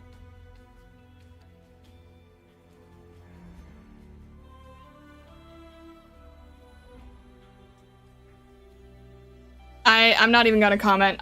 Peltier just said it better than I can. I think that's the thing. Like, if it's too frequent, if it's like every single thing that I'm drawing then it just sort of feels like, okay, I can't make anyone happy. And the thing is, like, I like having critique, I like improving, but I think that sometimes it just gets to the point where it's like, okay, every single thing I'm doing is wrong in some way. And then it just kind of gets to the point where it's like, I can't make you happy. Because I don't... I went through art school with a lot of other art students who could not handle critique at all. And I don't ever want to be that type of artist. I think it's just one of those things where you have to balance it. If you're gonna critique, it's fine. And I don't want anyone to be afraid and think that they can't, because I do genuinely get a lot from it. I think a lot of it is just like, if the only thing you're saying is like, hey, this looks wrong, hey, this looks off, hey, this is too big, this is too small, this is too sharp, this is too smooth, this doesn't make sense, I don't really get it, I think you should rewrite it like this, I think you should re-say it like this, I think you should retitle it like this, I don't really understand the flow of this, wait, why does this character look like this? If every single thing that you're saying just sounds like wrong, eventually I'm gonna snap.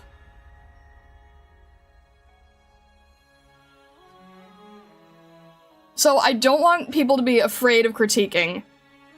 I just think it needs to be done with...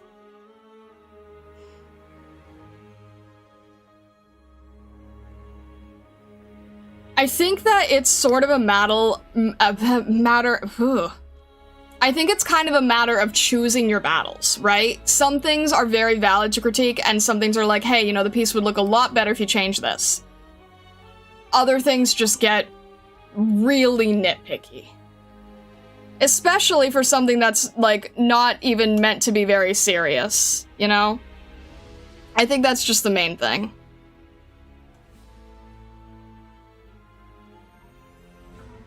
Especially if we're doing something really silly. Or let's say, like, another example, if it's a commission,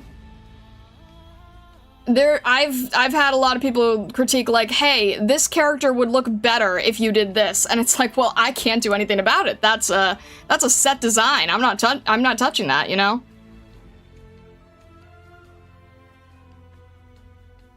So I just think it's a matter of, like, you really just need to pick your battles as to what really needs to be changed and what is just kind of fine the way it is.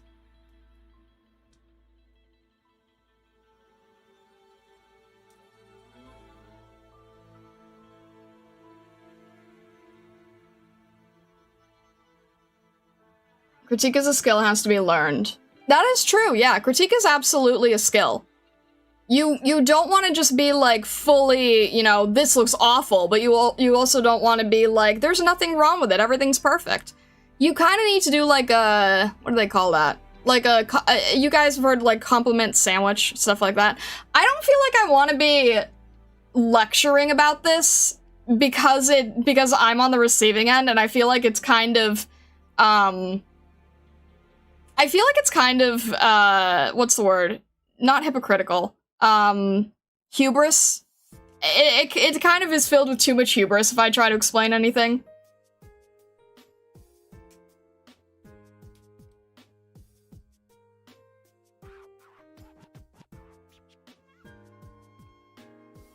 Hello, Bewa! Welcome in, welcome in!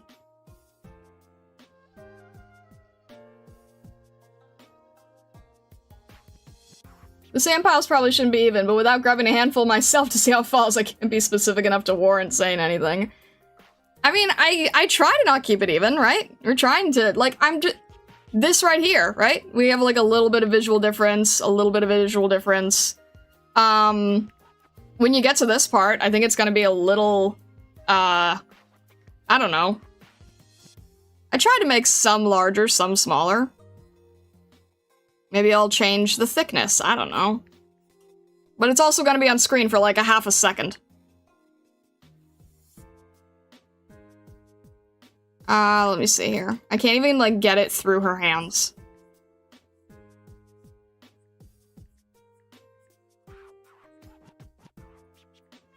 Make that a little thinner. A little thicker, a little thinner. I guess that works. You know, changing the line art quality. That probably helps.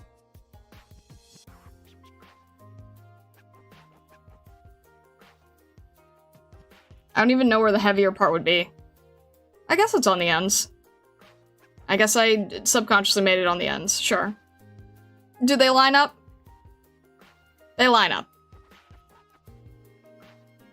We got this part, this part, this part. Cool. Good enough.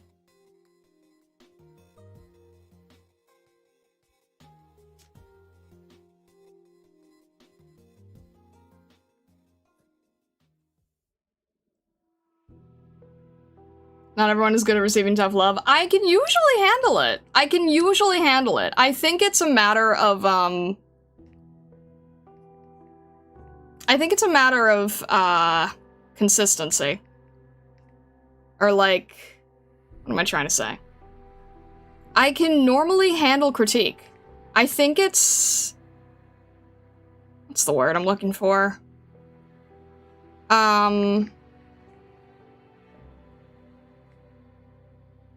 on the tip of my tongue. Like, amount, I guess. There's another better word, and I can't really think of it right now.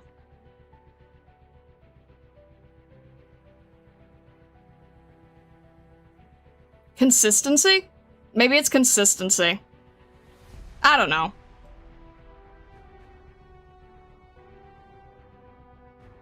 Everyone has a different limit for what they consider fine to mention. I don't think it's hubris to express yours. It might be hard sometimes to find a middle ground. Yeah, that's probably true. I think it's like, I feel like, for the most part, I can take critique. And like I said, I don't want to be like those other students in art school who just straight up couldn't take anything, right? I could point out a tangent and they'd freak out. So I don't want to be that. But I think it's like amount over time. Like, quick succession type of stuff.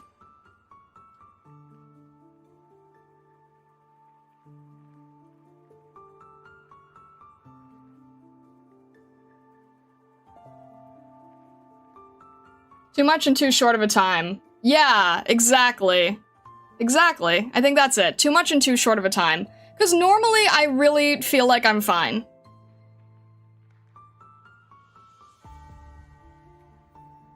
What is this flap that I'm looking at here? It's not in the chibi.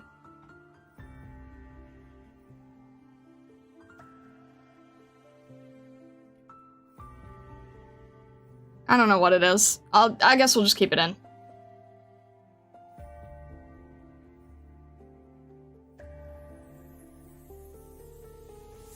I think I'm spending too much time on Mud Rock.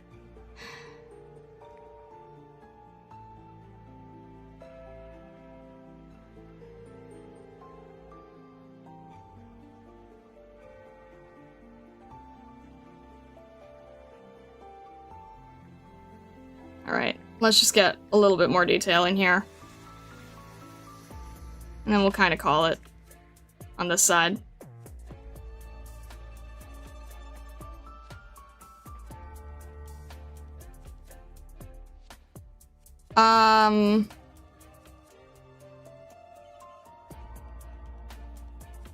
I feel like I'm, like, not...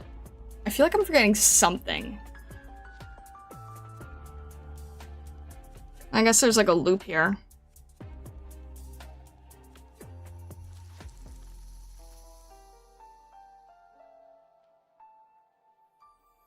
I think that's fine. Also, you're working on it right now? It can throw someone off their rhythm to get so many small details picked apart. Yeah, I think that's it. It's like... It's just, like, so much in such a short amount of time. And then it's like, you can't make as many corrections.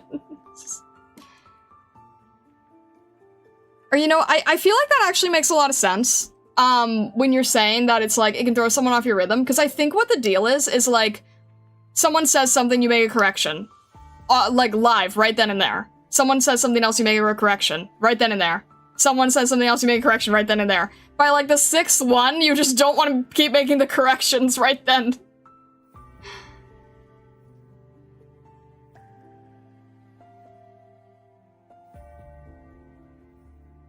Alright, I think we're good here. I'm trying to make sure that this still flows. I think the rocks will look okay. Maybe I'll make the rocks just a little bit bigger in this first one, just so you can easily see them. Because again, these are gonna go by really quickly.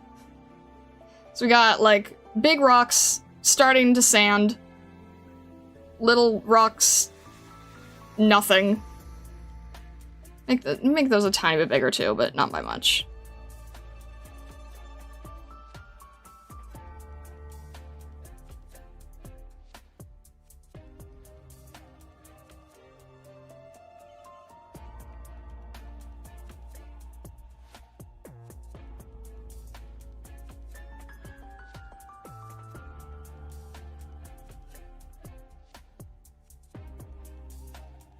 I think we got that, and then we'll make this a little larger.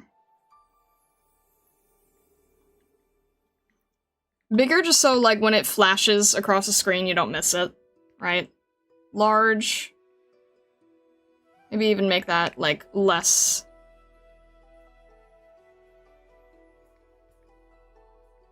sandy. Maybe, like, no, that kind of just shows easier. We'll just keep it there. There. That is a little large, isn't it? How do I want to do this? So you don't want it looking even, but you don't want it looking... maybe we'll make it like this. We'll just make it a little lower.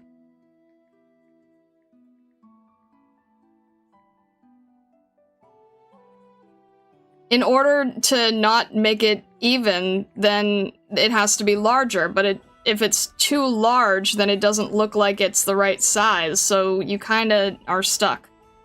So I think I'm just gonna do it like that.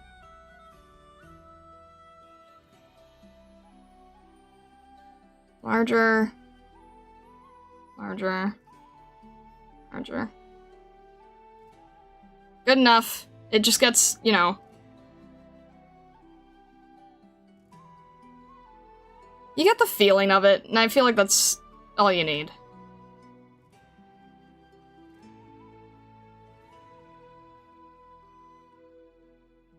Alright. I think I'd rather just, I think I'll focus on adding suzerain.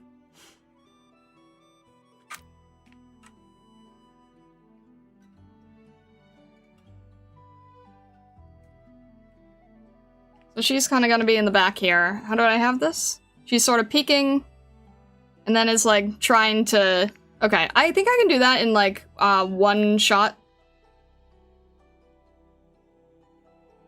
I'll do the large one first, and then I'll zoom out so that it's not I think all I'll do is change her hand.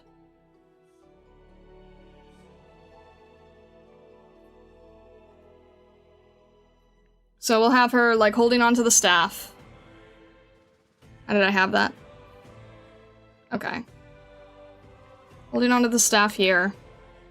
And then the other hand, her right hand is, in the second one, it'll just extend. And I have to make her look, you know, not menacing, but, like, sorrowful.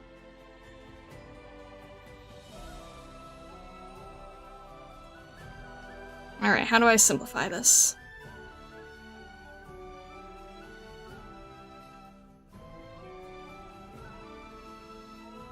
Since she's much smaller, it'd be interesting to have her peek up from behind instead of off screen.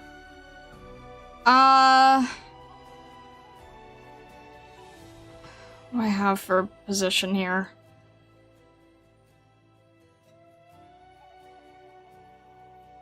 I think that if I do that, I'll show you why that doesn't work. If I just quickly do this, right? If she peeks out from behind...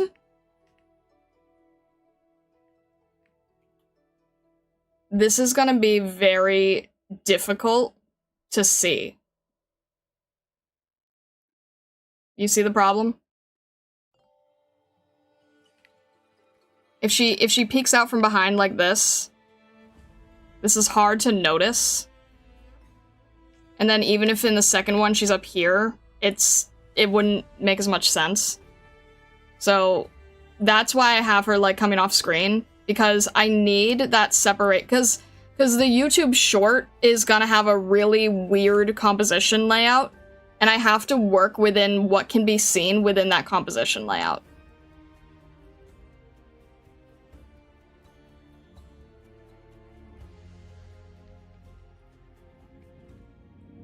Maybe just the head in the first frame and quick teleport behind?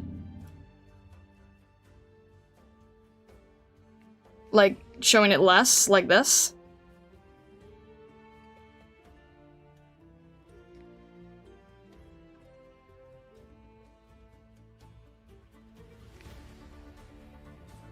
You can try.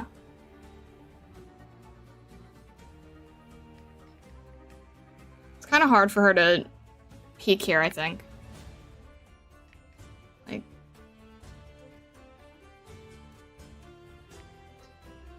Or just ears? That'd be kind of cute.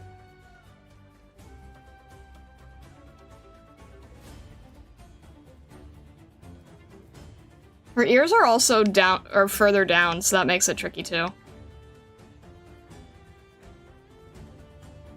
And the thing is, like, there's no wall here, so I can't exactly have her, like, holding on to the building, which is normally what I would do. I mean, I could, you know, since we established that there's buildings here, I could do that. I could have her, like, I could have a building here, and then I could have her, like, peeking from behind the building. And all you have to do for that is you just draw a line. You can always do that. Tiny bit extra work in the background department, but not too bad, honestly. Something like that.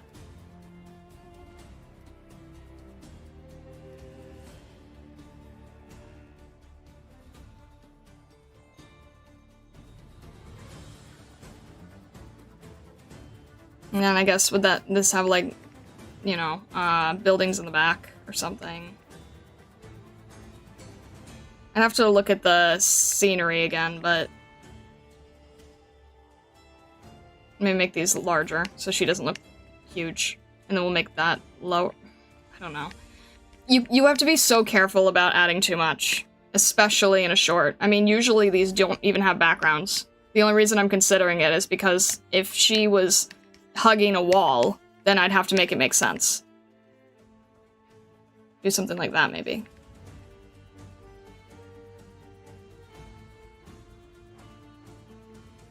But then it just kind of gets too messy.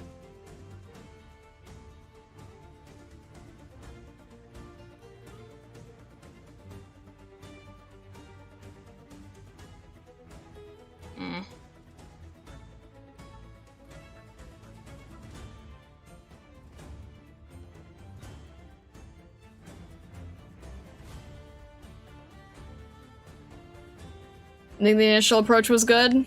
Yeah. I think that's, you know, why we sketched it that way.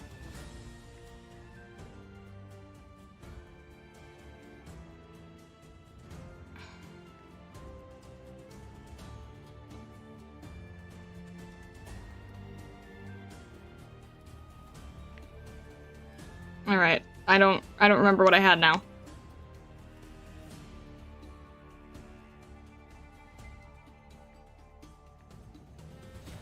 Let me just try to...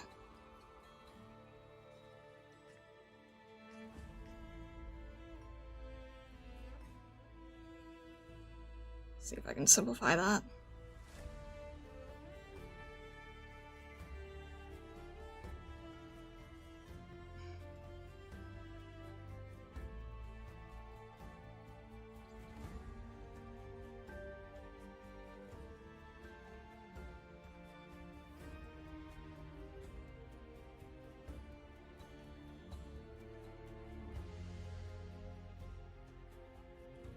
To go to bed now? Alright, no worries, Janu. Have a good rest of your night. I think I'm probably gonna cut it soon here too. I think I'll do a bunch of this on Friday, possibly. But hey, you know, we got the storyboard figured out, so I think that helped a lot. You know, we got our main idea down.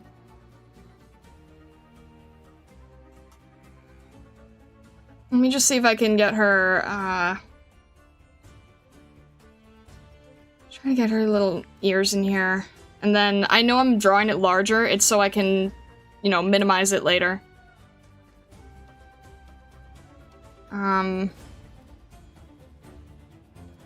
Something like this. And then just sort of like...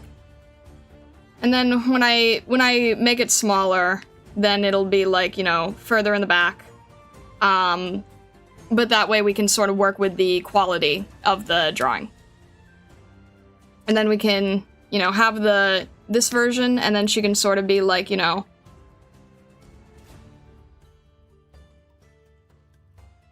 It's hard to do a comforting hand. I'll probably have to look up a reference for that. But something like this.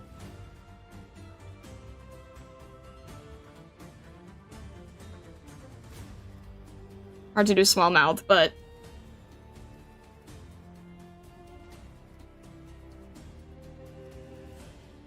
You know, something like that. Something like that. You get the idea.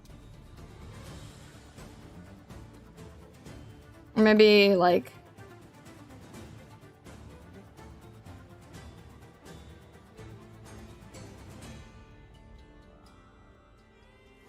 I don't know. I'll play with it. I'll figure out something.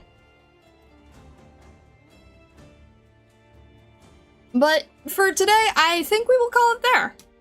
I think we'll call it there. I think I'll work on a bunch of this on Friday. Maybe on Saturday before stream, I'll just show you, like, where we're at. And then, you know, we'll see. Maybe this could be, added to Sunday. I don't know. We'll see. We'll see. But thank you so much, Stargazers. I will see you on Saturday when we are, going back to the Terra. So we'll see how that goes. But thank you so much, Stargazers. I hope you have a fantastic rest of your night. Wishing you the best of your day, evening, or night, wherever you may be in the world, or the many worlds beyond. And well, thank you so much, and all the best. Back to the cruise. Oh dear, I'm not sure if I'd call it a cruise. Alright. Thanks so much, and sleep well.